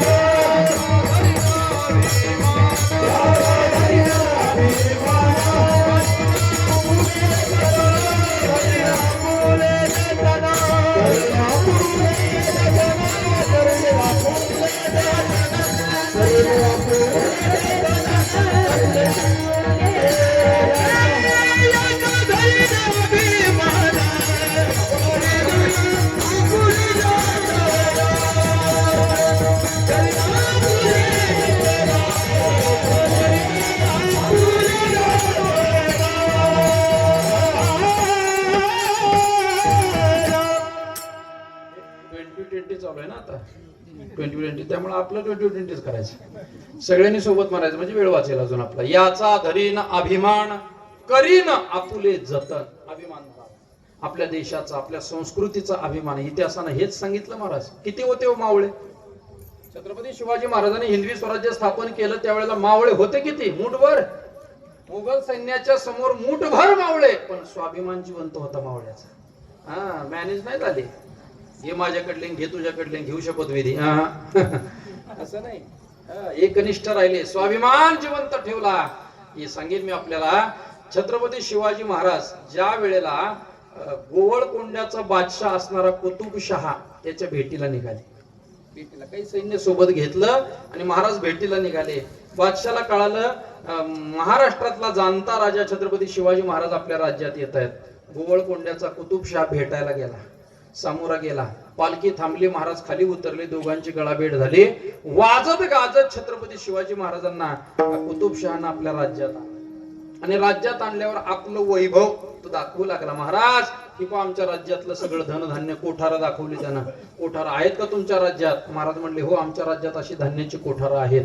पुढे गेले, महाराज ही आमच्या राज्यातली अस्त्रशाळा, तलवारी, भाले, धनुष्यबाण आदी अस्त्र, ही सगळे शस्त्र दाखवली. महाराज तुमच्या राज्यात आहे का अशी? महाराज म्हणले हो आमच्या राज्यात सुद्धा अशी शस्त्र आहेत. थोडे पुढे गेले, महाराज हे पहा आमच्या राज्यातले घोडे, अश्व, घोडे पहा, आहेत का तुमच्या राज्यात घोडे? महाराज म्हणले हो आमच्या राज्यात सुद्धा असे घोडे आहेत. थोडे पुढे गेले तर पुढे गजशाळा होती, हत्ती होते, कर्नाटकी बुलंद हत्ती उभे होते, उन्मत्त झालेले, चित्कार फोडणारे ते हत्ती बघितले आणि कुतुबशहा राजांना सांगतोय महाराज आहेत का तुमच्या राज्यात असे हत्ती? आता महाराजांना प्रश्न पडला, आपलं सगळं राज्य म्हणजे सह्याद्रीच्या कड्या कपारावर बसलेलं आहे, आपलं सगळं राज्य डोंगरावरती वसलेलं आहे. आजही त्या डोंगरावरचा एखादा गड पाहण्याकरता जर जायचं असेल तर जीन पॅन्ट घातलेला माणूस गडावर चढू शकत नाही. बघा प्रयत्न करून, नाही चढू शकत. जीन पॅन्ट घातलेला 2-2, 2.5 फुटाच्या पायऱ्या येतो, त्याला पायच टाकता येत नाही वर. ते असं वर बसते मग पाय खाली वर घेते, चालत नाही, जाता येत नाही. मुद्दा एकच आहे, एवढा आजही चढायला जर तो गड कठीण आहे तर असा अवजड शरीराचा प्राणी आमच्या राज्यात नाही. आमच्या राज्यात हत्ती नाहीयेत. राजाने उत्तर दिलंय, आमच्या राज्यात हत्ती नाहीयेत, पण हत्तीच्या बळाची माणसं आहेत. हत्तीच्या ताकदीची, हत्तीच्या बळाची माणसं आमच्या राज्यात आहे. गोवळकोंड्याचा तो कुतुबशाह म्हणतो, महाराज मग एखादा माणूस आणलाय का सोबत हत्तीच्या बळाचा? बाजूला उभा असणारे येसाजी कंक पुढे आले. हा काय त्यातलाच एक आहे, त्यातलाच एक आहे. येसाजी कंक पिळदार बांध्याचा मजबूत गडी असा पुढे आला. मग कुतुबशाह म्हणतो, होऊ द्यायची का कुस्ती दोघाची? कोणाची? हत्तीची. हत्ती रूपी प्राण्याची आणि माणसाची कुस्ती कशी जमल हो? कशी जमेल? महाराज म्हणले, नाही नाही नको, राहू दे. असं कसं? येसाजी सांगतो, महाराज शब्द टाकलाय, पडू देणार नाही. धन्याचा मालकाचा शब्द पडू देणार नाही. काय कामाचं आहे आमचं शरीर? करायला तयार झाले येसाजी. तिकडून हत्ती सोडलाय, साखळ दंडातून मुक्त केलेला आहे आणि इकडून येसाजी समोर आहे, हातामध्ये तलवार आहे. तो हत्ती चित्कार फोडतच आला महाराज. नेमका येसाजी त्याच्या सोंडेमध्ये सापडला. हत्तीने येसाजीला उचलला. महाराजांनी डोळेच बंद केले. संपला आता येसाजी. हत्ती आता त्याला चिरडणार, पायाखाली पायदळी तुडवणार. तेवढ्यात एखादी वीज चमकावी असे येसाजी कंक त्या सोंडेतून बाहेर पडले. येता येता हातातली तलवार सोंडेवर मारली. चिर चिर चिर कडत गोवळकोंड्याचा कुतुबशहाचा तो हत्ती मातीच्या थारोळ्यामध्ये, रक्ताच्या थारोळ्यामध्ये पडला आणि एकच जय घोषणा झाली, हर हर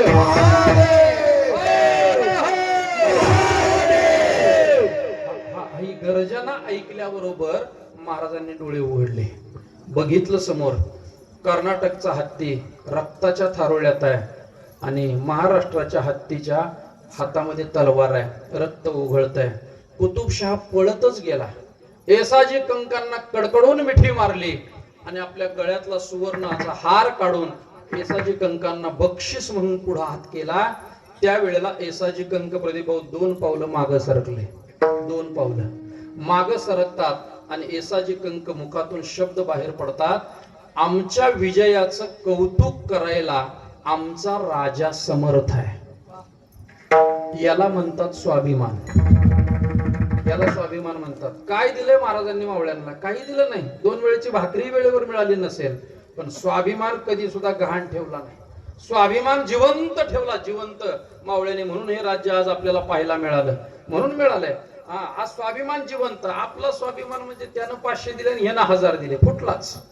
आपला स्वाभिमान आहे आपला. एक सांगू का, गळ्यामध्ये पांडुरंग परमात्म्याची पवित्र तुळशीची माळ घातली आहे. हात घरामध्ये ज्ञानेश्वरी गाथा रूपी ग्रंथ ज्याच्या आहे ना, त्याला दुसरीकडे जाण्याची काहीच गरज नाही, काहीच गरज नाही. काय ज्ञानेश्वरी उणे ती पाठविले घरने. जरा थोडस ऐकायला कठीण आहे, पण ऐकून जा, ऐकून जा. ज्ञानेश्वरी मध्ये काहीच कमी नाही महाराज, तरी आपण दुसरीकडे चाललोय. बाबा आम्हा काय काय निघाली संप्रदाय, निघाला बोंबलत तिकडं. काय कमी आहे? कधीतरी वाचा ज्ञानेश्वरी, कधीतरी गाता पहा. पहा, ऐका. एखादं मूल जन्माला आलं, बाळ जन्माला आलं, त्या बाळाच्या आईला जर दूध नसेल, आईला जर दूध नसेल तर मग दाईला पाजलं जातं, मग दुसऱ्या बाईला त्याला पाजलं जातं. इथं आमची ज्ञानोबारे रूपी आई एवढी प्रेमपान्ना ओसंडून वाहतोय, दुसऱ्याकडे जायची काय गरज आहे आपल्याला? स्वाभिमान पाहिजे, स्वाभिमान. आपला स्वाभिमान जिवंत ठेवण्याकरता, आपला धर्म रक्षण करण्याकरता 40 दिवस मरण पाय यातना सहन केल्या, पण झुकला नाही ना वाकला नाही. कोण? छत्रपती संभाजी महाराज. नाही वाकले, नाही झुकले. किमान त्यांची आठवण म्हणून तरी आपल्या धर्मरक्षणार्थ आपल्या कपाळाला गंध असावा. सकाळी उठलो, स्नान केलं की आपल्या कपाळाला गंध असावा, गंध. जुन्या काळामध्ये जर एखाद्या बाईच्या कपाळाला गंध नसेल, कुंकू नसेल, तर शेजारच्या बायका म्हणायच्या, का कोण गेलं, म्हणायचे की नाही, कोण गेलं. मग जर आपल्या जीवनात सुतक पडू नये असं वाटत असेल तर कपाळाला गंध पाहिजे. ते जर धर्म विचारून मारू शकतात तर आपण आपल्या धर्माचं रक्षण का करू नये? विठ्ठला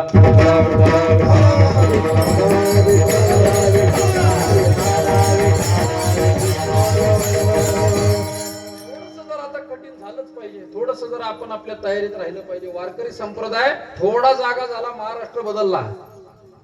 वारकरी संप्रदाय मागच्या वर्षी थोडा जागा झाला, कीर्तन प्रवचनातून प्रचार केला, परिणाम बहुमतानं सगळ्याला समोर आहे.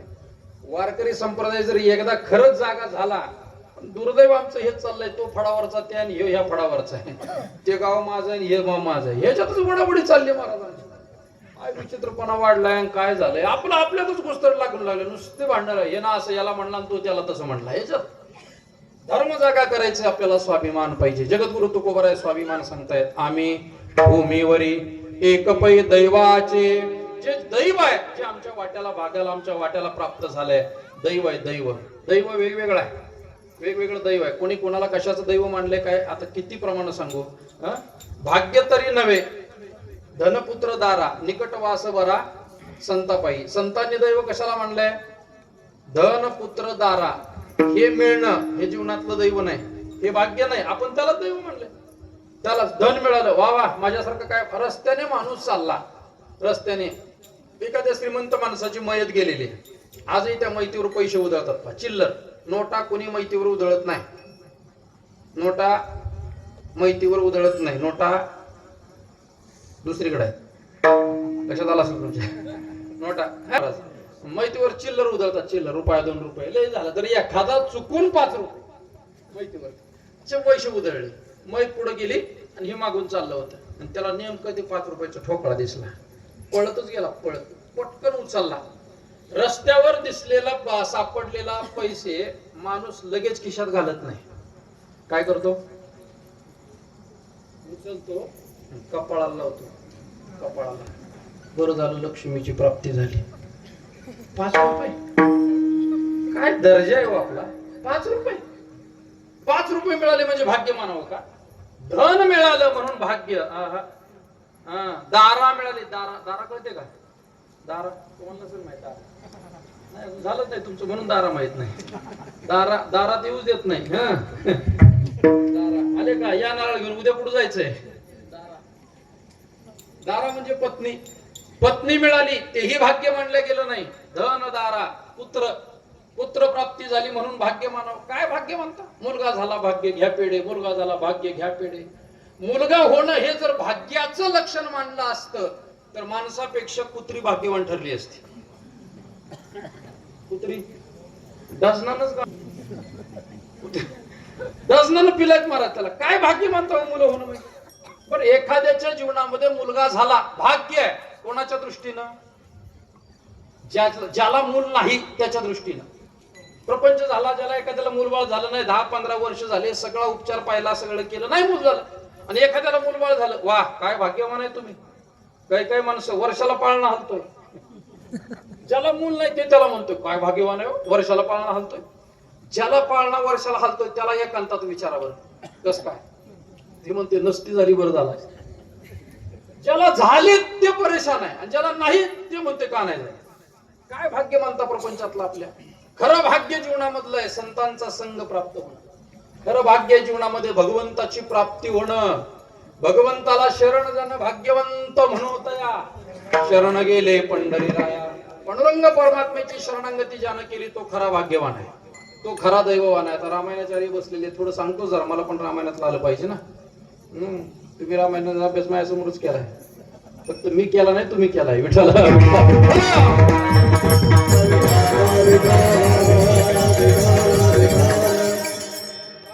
गोड प्रसंग आहे. वनवासामध्ये असताना एक दिवस दुपारची वेळ आहे, तहान लागली. प्रभू रामचंद्र आणि सीतामाई एका झाडाखाली बसल्या. लक्ष्मणाला प्रभूने सांगितलं, लक्ष्मणा बघ बरं जरा पाणी कुठे भेटतं का. बाजूला पाणी आणण्याकरता लक्ष्मणजी गेले. दोघं नवरा बायको बसलेले, चर्चा चालू आहे. सीतामाईचं लक्ष समोरच्या एका झाडाकडे गेलं. झाड होतं मोठं, आणि त्या झाडाच्या बाजूला एक छोटी वेल होती. वेल, त्या वेलीनं झाडाचा आधार घेतला आणि झाडावर आच्छादन केलं. सगळं झाडावर वेल पसरली. वेलीला असा फक्त आधार मिळाला पाहिजे. आधार वेलीला आधार मिळू द्या. कशी वेल मोठी होते बघा वेलीला. नाही कळलं का तुम्हाला अजून? लहान असताना वेलीला आधार मिळू द्या बापाचा, अशी वेल मोठी होते. हा. तरुणपणी आपल्या पतीचा आधार मिळू द्या वेलीला, वेल कर्तृत्ववान होते. आणि म्हातारपणी आपल्या मुलांचा आधार मिळू द्या, वेल महाराज सगळ्या कुटुंबाला सांभाळते. वेल वेल त्या वेलीला आधार मिळाला झाडाचा. झाडाच्या आधारानं ती वेल संबंध झाडावर पसरली. सीताबाईनं पाहिलं, सीताबाई म्हटली, प्रभो बघा ना ती वेल किती भाग्यवान आहे, तिला एवढ्या मोठ्या झाडाचा आधार मिळालाय. प्रभूने ती वेल पाहिली, ते झाड पाहिलं आणि प्रभूने सांगितलं, सीते वेल भाग्यवान नाही, ते झाड भाग्यवान आहे. का? संपूर्ण वेलीनं आच्छादन केलंय आणि झाड सावलीत आहे, वेल उन्हात आहे, झाड भाग्यवान आहे. सीता म्हणते नाही नाही वेल भाग्यवान आहे. प्रभू म्हटले नाही नाही झाड भाग्यवान आहे. आता या दोघांचं बोलणं याला शास्त्रामध्ये व्यंजनावृत्ती म्हणतात. व्यंजनावृत्ती बोलायचं असतं एक आणि रोख दुसरीकडे असतो. रोख. आता शास्त्रीय भाषेतली एक म्हण सांगतो तुम्हाला, लेकी बोले सुने लागे. धाडच नाही सासूमध्ये आता डायरेक्ट सुनेला बोलायचं. आता ते सासूला धाडच नाही ते, मग त्या काय करतात, लेकीचं नाव घेतात आणि बोलतात सुनेला, तुझ्या बापाला असं. आता तिच्या बापाला म्हणायला काय हिचं नाव राहील तो. बोलायचं असतं सुनेला, पण बोलायचं मात्र लेकीचं नाव घेऊन. त्याला व्यंजनावृत्ती म्हणतात. व्यंजनावृत्ती. तसं प्रभू रामचंद्र स्वतःला झाड समजत होते आणि सीतामाई स्वतःला वेल समजत होत्या. प्रभू तुमचा मला आधार मिळालाय म्हणून मी एवढ्या वर गेले, सीतामाई म्हणायच्या. आणि प्रभू म्हणायचे, सीते माझं तुझ्यावर आच्छादन आहे म्हणून मी भाग्यवान आहे. दोघांचं बोलणं चालू आहे. तेवढ्यात लक्ष्मणजी आले. प्रभूने विचारलं, लक्ष्मणा झाड भाग्यवान आहे ना रे? सीतामाई म्हटल्या, भाऊजी खरं सांगा वेल भाग्यवान आहे ना? लक्ष्मणजी म्हटले, शहाणा माणसानं नवरा बायकोच्या भांडणात पडू नये. शहाण्या माणसाने यांच्या नादी लागायचं नाही महाराज. नवरा बायकोचं भांडण म्हणजे वादळी पाऊस, उन्हाळ्याचा अवकाळी पाऊस. इथं वाजतंय तिकडं पडतंय, म्हणजे कर्नाटकात वाजतंय इकडं वार आणि महाराष्ट्रात काही खरं नाही महाराज. नवरा बायकोच्या भांडणात एखादा मिटवायला जाऊ द्या, 5 मिनिटात भांडण मिटणार. म्हणजे मिटवायला आले त्याला शिवाय जाणार, का आलता आमच्या मध्ये मिटवायला, आम्ही काही करू, काय करायचं. शहाण्या माणसाला लक्ष्मणाने सांगितलं, तुम्ही नवरा बायको बघून घ्या. नाही नाही लक्ष्मणा तुला जे वाटतंय ते सांग, झाड भाग्यवान आहे का वेल भाग्यवान आहे? लक्ष्मणाने सांगितलं, राग येणार नाही ना? अजिबात नाही येणार. कोण भाग्यवान आहे सांग? लक्ष्मणाने उत्तर दिलं, झाडही भाग्यवान नाही, वेलही भाग्यवान नाही, या झाडाच्या आणि वेलीच्या सावलीला असलेला लक्ष्मण भाग्यवान आहे. विठ्ठला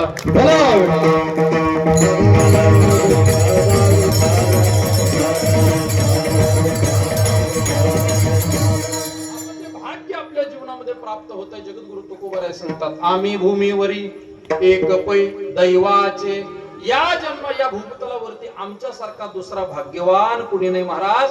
हे भाग्य तुम्हाला प्राप्त झालं कसं? निधान हेवाचे सापडले. आमच्या वाणीला निधान सापडलं. शब्द आलेला आहे निधान. निधान असा शब्द आहे.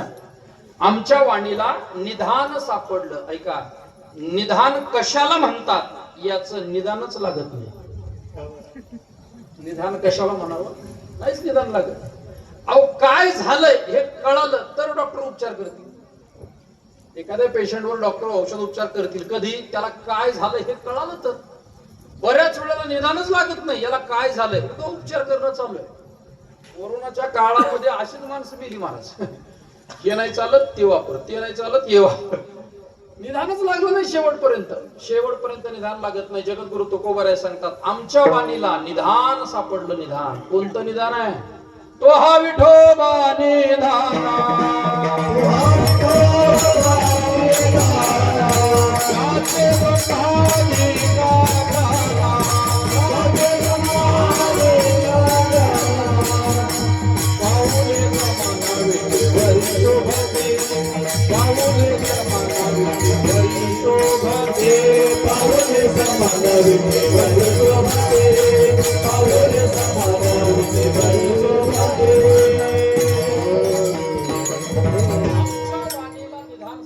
कोणतं निदान आहे? तो हा विठोबा निधान. निदान निदान म्हणजे जुनं असतं, नवीनला निदान म्हणत नाही. जुना ठेवा. आपल्या महत भाग्यानं आपल्याला प्राप्त होणं म्हणजे निधान सापडणं. ज्ञानोबरांची एक ओवी देतो आपल्याला. ज्ञानोबराय सांगतायत, पाताळीचे निधान दावील कीर अंजन परी होवावे लोचन पायाळाचे. पायाळ माणसाला जमिनीत निधान सापडलं. निधान म्हणजे पाणी. पाणी धन. जुन्या पाणी आहेच मुळात, फक्त ते सगळ्यांना सापडत नाही. ज्याला सापडलं त्याच्या महत् भाग्यानं तुकोबाराय सांगतात, आमच्या वाणीला निधान सापडलं म्हणजे तो परमात्मा, त्याचं नाव आमच्या वाणीला सापडलं म्हणून आम्ही अखंड त्याचं नामस्मरण करतो. विठोबा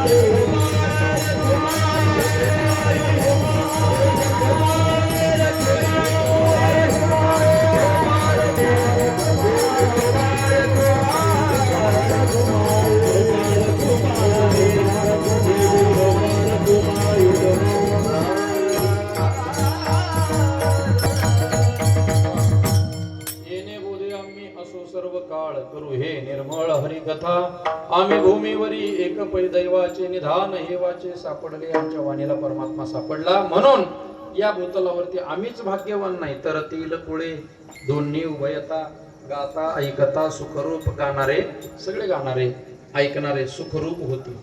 आमच्या वाणीला जे निधान सापडले, आम्ही दैववान का आमच्या कुळाचा उद्धार आहे. तर तील कुळे एकट्याचा नाही, सबंध कुळाचा उद्धार आम्ही करतो. महाराज मग जर साधनाचं फळ एवढं मोठं आहे तर साधन कठीण असेल, कठीण असेल. जी पिकं जास्त उत्पन्न देतात तोटा सुद्धा तेवढाच करतात.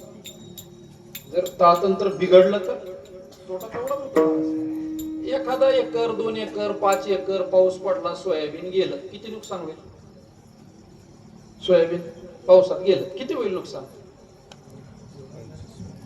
समजा 2 एकरातलं सोयाबीन पावसात गेलं किती मिळतं, किती होईल नुकसान. तरी अंदाजे 5-50 हजार एवढंच होईल की. 2 एकर सोयाबीन किती नेणार आहे, 5-50 हजाराचं नुकसान आहे की नाही. द्राक्ष बागायतदाराची 2 एकर बाग गेल्यावर काय होईल. द्राक्ष बागायत 2 एकर बाग गेली काय होईल, काय नाही. त्याला औषध घ्यायला सुद्धा, विष प्यायला सुद्धा पैसे नाही राहत. का द्राक्ष बागायतीचं उत्पन्न 10 लाख रुपये मिळाले. 2 एकर बाग चांगली आली, 10 लाख रुपये. ज्याचा फायदा जास्त आहे त्याचं कर्म सुद्धा तेवढं, साधन सुद्धा तेवढं कठीण आहे. तुम्हाला जर कुळ, सगळ्या कुळाचा उद्धार हे नामचिंतन करतंय मग साधन कठीण असेल नाही. न चळे हा मंत्र, न मने याती कुळ, न लगे काळ वेळ विचारावी. सोपं साधन आहे, सोपं. म्हणून तो परमात्मा आमच्या विश्रांतीचं ठिकाण झाला. तुका म्हणे माझा विठ्ठल साठवीन हवा हृदयात, आम्ही भूमीवरी एक पै दैवाचे निधान हे वाचे सापडले. जगद्गुरु तुकोबाराय आपला परिचय करून देत असताना बोधानं परिचय करून देतात. बोध शब्दाचा अर्थ आहे ज्ञान. ज्ञान व्यवहारामध्ये ज्ञानाची गरज आहे तशी परमार्थात ज्ञानाची गरज आहे. परमार्थ ज्ञानाशिवाय पूर्ण होतच नाही. ज्ञान पाहिजे परमार्थामध्ये. व्यवहारात सुद्धा ज्ञान लागतं महाराज. व्यवहार सुद्धा ज्ञानाशिवाय संपन्न होत नाही. ज्ञानानं काय होतं, ज्ञानानं माणसाची समजूत बदलते. समजूत बदलली की माणसाची क्रिया बदलते. बघा तुम्ही, ज्ञान झाल्यानंतर माणसाची समज. एखादा तरुण मुलगा ऐकत नाही, घरात लवकर येत नाही, झोपत नाही वेळेवर, उठत नाही वेळेवर, काम धंदा करत नाही वेळेवर, शेतात जा म्हटलं तर वेळेवर जात नाही, गुराढोराला पाणी व्यवस्थित वेळेवर पाजत नाही. मग घरातली माणसं म्हणतात त्याला एकदा त्या गुंतवून द्या, गुंतवून द्या त्याला, म्हणजे 2चे 4 हात करा त्याची, मग त्याला जबाबदारी कळेल. ज्ञान झालं की त्याला जबाबदारी कळते, त्याच्यामध्ये बदल होतो वागण्यामध्ये. दृष्टांत सांगतो म्हणजे आपल्या लक्षात येईल. बघा, लहानपणी मुलाचे वडील वारले. आईनं मुलाला लहानाचं मोठं केलं. आई आधारशक्ती आहे, प्रेमशक्ती आहे. आईनं मुलाला लहानाचं मोठं केलं, शिकवलं.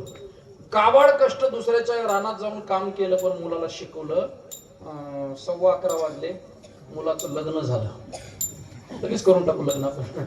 मुलाचं लग्न झालं, नवीन सूनबाई घरामध्ये आली.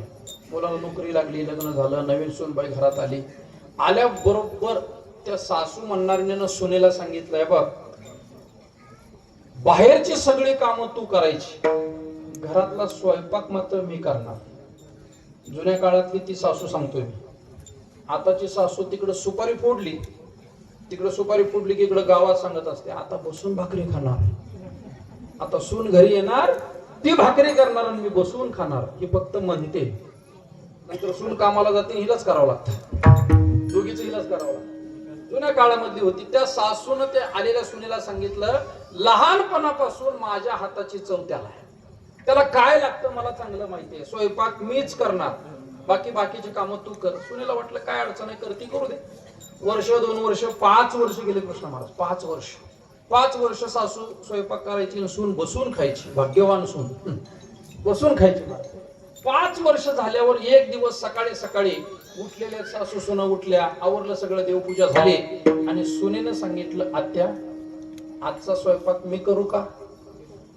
सून सासूला म्हणते, आजचा स्वयंपाक मी करू का? सासू म्हटली, काय माझ्या चवीमध्ये बदल झाला का? मीठ जास्त पडलं का?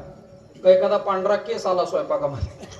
तू का करू? माझं मी चाललं नाही व्यवस्थित. ते म्हणजे तसं नाही आत्या, पण समजा तुम्ही गेला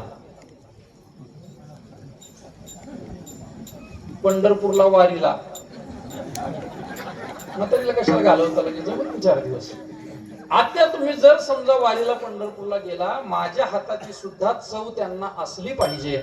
आजचा स्वयंपाक मी करते. म्हटलं म्हातारीला, जा म्हणे, कर, जा. आत गेली महाराज. आता गंमत आहे का? स्वयंपाक करायला आत गेली भाऊ, पण गंमत अशी, करिअरच्या नावाखाली स्वयंपाक केलाच नाही ना. स्वयंपाक शिकलीच नाही आतापर्यंत. शिकली नाही. आईकडे होती, अभ्यास आहे मला नाही जमत, करायचं असलं करायला राहू दे, मी मॅगी करून खाईन. शिकलीच नाही.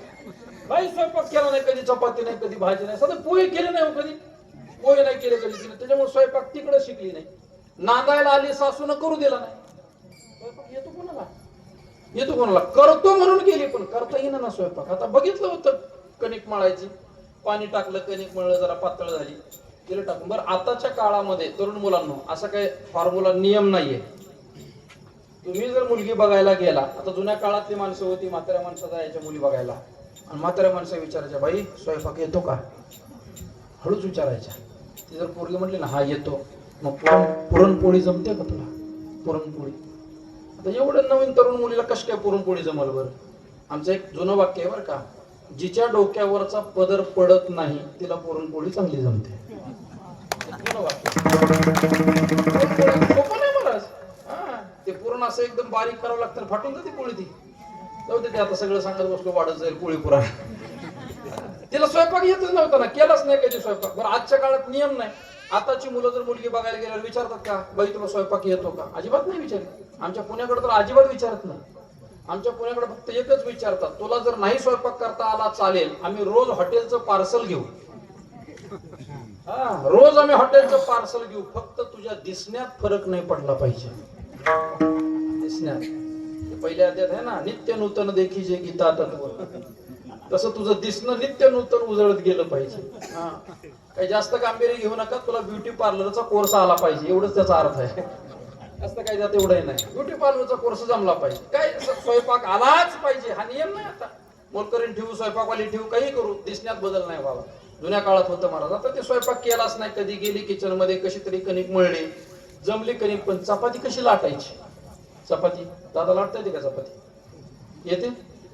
बाहेर राहिला असला तर जमत नाही, जमत चपाती जमत नाही. महिला मंडळी अशा त्रिकोणी चपाती करतात, 3 घड्याची त्रिकोणी चपाती, तिला गोल आकार देतात महाराज. जमत नाही सगळ्याला. बघा प्रयोग केल्यावर घरी दरवाजा बंद करा आणि मग त्रिकोणी चपाती लाटा व्यवस्थित, बघा जमते का? नाही जमत. तिने आता पहिलीच चपाती लाटली, भारताचा नकाशा. पहिली चपाती म्हणजे भारताचा नकाशा. इकडून लडाख घुसखोरी चीनची, इकडून पाकिस्तान घुसखोरी, जम्मू काश्मीर व्याप्त, पाक व्याप्त काश्मीर, अशी सगळी झाली, घुसखोरी झाली. चपाती वाकडी तिकडी आली. तिला वाटलं पहिला डाव भूताचा, मोडून टाकली. पहिली चपाती मोडून टाकली. तिनं दुसरी चपाती लाटली महाराज. महाराष्ट्राचा नकाशा झाला आमच्या महाराष्ट्राचा. कणिक सगळी बाजूला पसरली, मध्ये मराठवाड्याचा दुष्काळ, कणिकच राहिली नाही, सगळी कणिक कडेला पसरली गेली. तिनं कशी तरी चपाती उलटली, लाटून आपली तव्यावर टाकली. आता चपाती कशी लाटावी, कशी भाजावी, ह्याला सुद्धा शास्त्र आहे. याला शास्त्र आहे. चपाती त्या तव्यावर, तवा भाजला पाहिजे, व्यवस्थित तापलेला असला पाहिजे, त्यावर चपाती टाकायची. ती वेळेत पलटली पाहिजे, वेळेत पलटी झाली पाहिजे चपाती. जर ती वेळेत नाही पलटली, झालं, पापडच होतो तिचा. अशी कडक होऊन जाते चपाती, काही कामाची राहत नाही, खाता येत नाही. ही दुसरी लाटण्याच्या भानगडीत पहिलीकडे लक्षच दिलं नाही, अशी कडक चपाती झाली, नुसती कडक. डब्यात भरायला लागली, ते डब्यातही बसना पेटी मास्तर. ती अशी डब्याचं झाकण वर ढकलायची, गारोड्याचा नाक कसा टोपलीचं झाकण वर ढकलतो तसं ते डब्याचं झाकण ती चपाती वर ढकलायची. दाबून डबा बसवला आणि आणून टेबलावर ठेवला. 10 वाजता याचं आपलं काम आवरलं. 10 वाजता ऑफिसला जायचं. डबा उचलला गेलो ऑफिसला. ऑफिसला गेले. दुपारची त्यांची जेवणाची वेळ, लंच टाइम. आपापल्या टेबलवर. वारकऱ्याचं वेगळं आहे महाराज. शेतकरी वारकरी जेवायला बसले की सगळे एकत्र बसतील. याचं लोणचं, त्याची पापड, त्याची भाजी, मजबूत जेवण होतं वारकऱ्याचं. शिकलेल्या माणसाचं तसं नाही. आपुली आपण करा सोडवून. आपापला डबा आपापलाच खायचा, कुणाला द्यायचं नाही काय नाही, अजिबात नाही. टेबलवर डबा उघडला, झाकण उघडायची गरजच नाही. चपातीनं झाकण ढकलून दिलं वर. अशी कडक झालेली चपाती तुटतात तुटेना, काही केल्या तुटेना. चावायला लागला, चावेना गेली. डोक्यात त्याच्या एकच राग, आजपर्यंत स्वयंपाक कोण करत होता? आई करत होती. आई. मग आज काही तिचं डोकं बिघडलं होतं का? ठिकाणावर नव्हतं का? असा का स्वयंपाक केला? त्याला माहित नाही ना कुणी केलाय स्वयंपाक. त्याच्या डोक्यात एक, रोज स्वयंपाक आई करते, आज असं का केलं? कसे बशी चपाती का अर्धी चपाती खाल्ली, डबा बंद केला. 5 वाजता घरी आले. म्हातारी दारात बसली. आल्याबरोबर गाडी लावल्याबरोबर लगेच, कळत नाही तुला एवढं काम कष्ट करायचं, साधा स्वयंपाक नीट करता येत नाही. म्हातारीच्या लक्षात आलं काहीतरी बिघडते. पण बिचारी नवी जुन्या संस्कारातली म्हणली कशाला भांडणं लावा.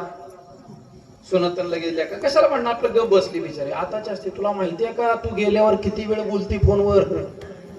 लगेच भांडणं लावायला सुरुवात. ती बिचारी गप्प बसली, काही बोलली नाही. हा आतमध्ये गेलं, चहा पिला, पुन्हा सुरू. कळत नाही तुला म्हातारी झाली, एवढं सगळं कमवतो, कोणासाठी करतो? साधा स्वयंपाक करता येत नाही. न राहिल्यामुळे शेवटी म्हातारीने सांगितलं, बाळा अरे आजचा स्वयंपाक काय मी केलाय का? काय म्हणली आई? आजचा स्वयंपाक मी केलाय का? असा शब्द प्रयोग कानावर पडला. ज्ञान झालं. स्वयंपाक आईनं केला नाही, ज्ञान झालं. लगेच समजूत बदलली. असं वय असू दे असू दे, लगेच शब्द उच्चार बदलला. होत असतं असं. कदाचित गिरणीतनं पीठ खराब आलं असं, लगेच पीठ खराब आलं. माझा मुद्दा संपला, दृष्टांत संपला. ऐका, ज्ञान झाल्याबरोबर समजूत बदलते. समजूत बदलली की त्याच्या विचारसरणीमध्ये फरक पडतो. म्हणून आपल्या जीवनामध्ये ज्ञान गरजेचं आहे. ते ज्ञान पोट भरायचं नाही, आत्मोद्धाराचं ज्ञान गरजेचं आहे. हा जग नाही, हा संपूर्ण परमात्मा आहे, त्याने निर्माण केलंय. ज्ञानेश्वरी गाथा आदी ग्रंथाचं ज्ञान करून घ्यावं आणि जीवनाचा आत्मोद्धार करून घ्यावा. हा नामसप्ताह त्या ज्ञान प्राप्ती करताय. या नामसप्ताहाच्या माध्यमातून लहान लहान मुलं घडली पाहिजेत. यांना यांचा स्वतःचा अभिमान निर्माण झाला पाहिजे. त्यांनी जिवंत ठेवला पाहिजे. आपल्या राष्ट्राकरता, आपल्या देशाकरता, आपल्या मातृभूमीकरता आपण सदैव तत्पर राहणं, देव देश धर्माकरता आपण सदैव तत्पर राहणं, हे ज्ञान असणं आपल्याला नितांत गरजेचं आहे. म्हणून या नामसप्ताहाचे आयोजन समस्त ग्रामस्थ मंडळींनी केलंय. उत्तम अशा प्रकारचं मार्गदर्शन आपल्याला श्री महाराजांचं आपल्याला लाभलेलं आहे. सर्वांना कोटी कोटी धन्यवाद देतो. फक्त जाता जाता एक विनंती आहे तुम्हाला. नामसप्ताहाचा उद्या जागर आहे. परवा श्री गुरु महाराजांचं काल्याचं कीर्तन आहे. काय करा, नामसप्ताह सफल झाला असं कधी म्हणायचं माहितीये का? किमान गावातले 2 तरी माळकरी झाले पाहिजेत. नामसप्ताहाच्या माध्यमातून किमान गावातले 2 तरी माळकरी व्हावेत आणि किमान 5 तरुणांनी जीवनातलं वाईट व्यसन सोडावं. नामसप्ताह सफल झाला. काही लागत नाही मला सप्ताह करायला, काही लागत नाही. मी सांगतो, पुढच्या वर्षीची तुमच्या सप्ताहाचा सगळा खर्च कृष्ण महाराज आपण दोघं देऊन टाकू यांना.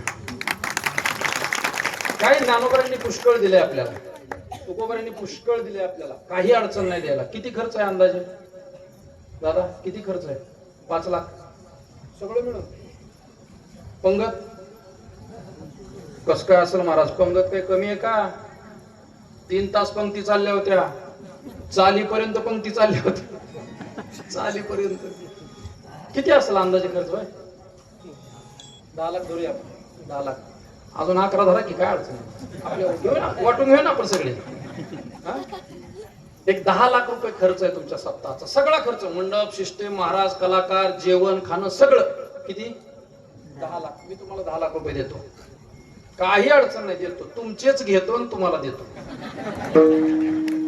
तयारीत नका राहू, तुमचेच घेतो आणि तुम्हाला देतो. काही अवघड नाही. एक साधा विचार आहे, साधा साधा तर्क आहे माझा. एक 5 मिनिटं घेतो फक्त. गाव काय? खुदावंदपूर. खुदावंदपूर किमान 50 जण तरी विमल खात असतील का नाही? किमान किमान मी धरले का? कमाल नाही, किमान 50 नाही. मी किमान त्यासाठी धरले, कमाल नाही म्हटलं मी, किमान 50 जण धरले. एका दिवसात किमान 2 पुड्या, जास्त पण किमान 2 पुड्या. एका पुडीची किंमत 5. ती बारक झालं ते 5 ते 10 लागत असतील रोजच्या. एक मोठी पुडी आहे, मोठी पुडी आहे 25 ला आहे मोठी पुडी. एका पुडीची किंमत 25, 2 पुड्याची 50. एकाला 2 पुड्या म्हणजे 50 रुपये. आणि खाणारे किती आहे? 50. जास्त असू द्या पण किमान 50. 50 जणाला 100 पुड्या आणि एका पुडीची किंमत 25 म्हणजे 100 गुणिले 25 2,500 आहे ना. एका दिवसाचे 2,500, 10 दिवसाचे 25,000 आणि एका महिन्याचे 75 बोला की 75,000. 10 महिन्याचे 7,50,000 50,000 आणि वरच्या 2 महिन्याचे दीड. 7, 50 आणि 1.5 8 आणि 9 आले जुळत जवळ आलं. 1 लाख राहिले आता. 9 लाख. खुदावंदपूर एवढं श्रीमंत आहे. 9 लाख रुपये दरवर्षी नाही खाण्यावरी नाही, खाऊन थुंकण्यावरी घालवतंय. सध्याचा तरुण 9 लाख रुपये या गावातले थुंकण्यावरी घालवतो, थुंकण्यावरी. मग एक साधा विचार आहे, या 50 जणांनी काल्याच्या दिवशी महाराजांच्या साक्षीनं संकल्प सोडला, 1 वर्ष विमल बंद. 1 वर्ष विमल बंद केली. पुढच्या वर्षीचा सप्ताह कोण करेल? विमल खाणारे करतील महाराज. पुढच्या वर्षीचा सप्ताह विमल खाणारे करतील. आता मी फक्त विमल खाणारे घेतलेत.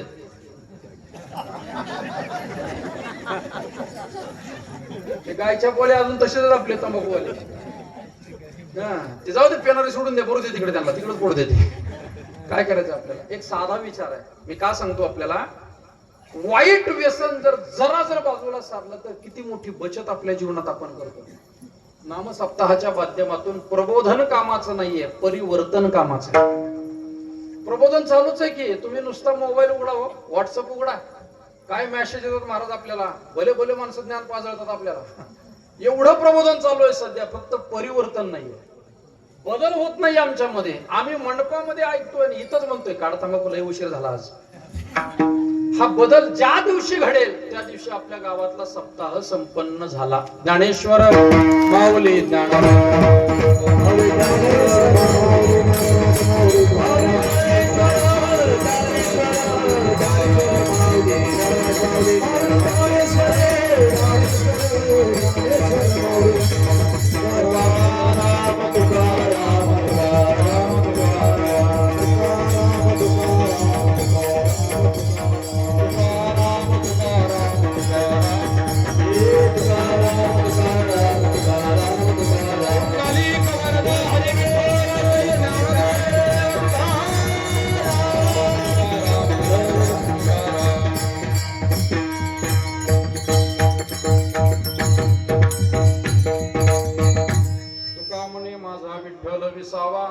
साठवीन हवा हृदयात.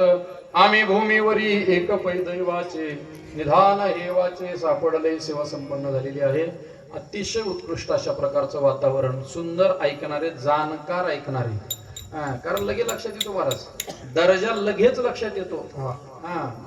पेरेल तेच उगवत, पेरेल तेच उगवत. न पेरलेलं उगवलं की काही कामाचं नसतं. तणनाशक म्हणून मारून टाकावं लागतं. म्हणून उत्तम पेरावं, उत्तम उगवतं. हरिभक्ती परायण श्री गुरु चंद्रशेखर महाराज देगलूरकर यांच्या सानिध्यामध्ये राहून आपल्या पंचक्रोशीतील एक वैभव म्हणजे हरिभक्ती परायण रामायणाचार्य कृष्ण महाराज यांच्या आधिपत्याखाली, सुंदर अशा नियोजनाखाली आपण हा उत्सव संपन्न करत आहात. अतिशय मूर्ती लहान आहे. चातुर्मासाला आम्ही असताना ती महाराजांच्या चक्री भजनामध्ये वाजवायची. मी एकदा घेतलं होतं वाजवायला, पण काही जमलं नाही. म्हणजे तसा मी वाजवणारा, हा, पण नाही मला ते जमलंच नाही वाज. मी पखवाज वाजवला त्यांच्या चक्रीबाईंना, पण ते काही जमलं नाही. महाराजांचं वाजवणं म्हणजे तिकडं पांडुरंगाच्या मंदिरात आवाज जायचा संध्याकाळच्या भजनाचा, एकादशीचा संध्याकाळी भजन, आणि त्याचा आवाज तिथं जायचा. सुंदर अशी गुरुनिष्ठा कशी असावी कृष्ण महाराजांकडे पाहावं, अतिशय निष्ठा. आणि ती करत असताना रामायणाचा सखोल अभ्यास. मी नेहमी सांगत आलोय, कथा करणारे संप्रदायात पुष्कळ आहेत, पण ते ऐकून आहेत. म्हणजे ऐकून कथा सांगतात. खर तर पाहोनिया ग्रंथ आहे, ऐकोनिया नाहीये.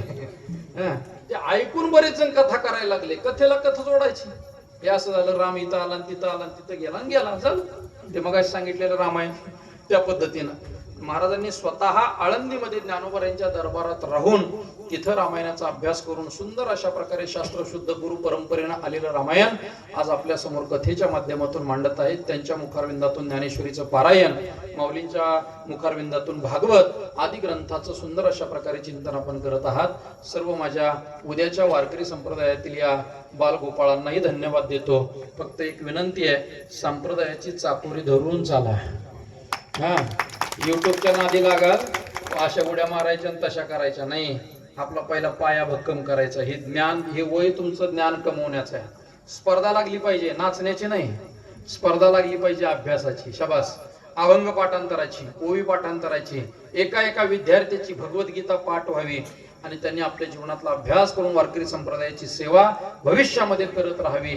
आपल्या सगळ्यांच्या सहकार्यानं, साक्षीनं झालेली सेवा भगवान पंढरीश परमात्म्याच्या चरणी अर्पण करतो. सेवेला याच ठिकाणी पूर्णविराम देतो.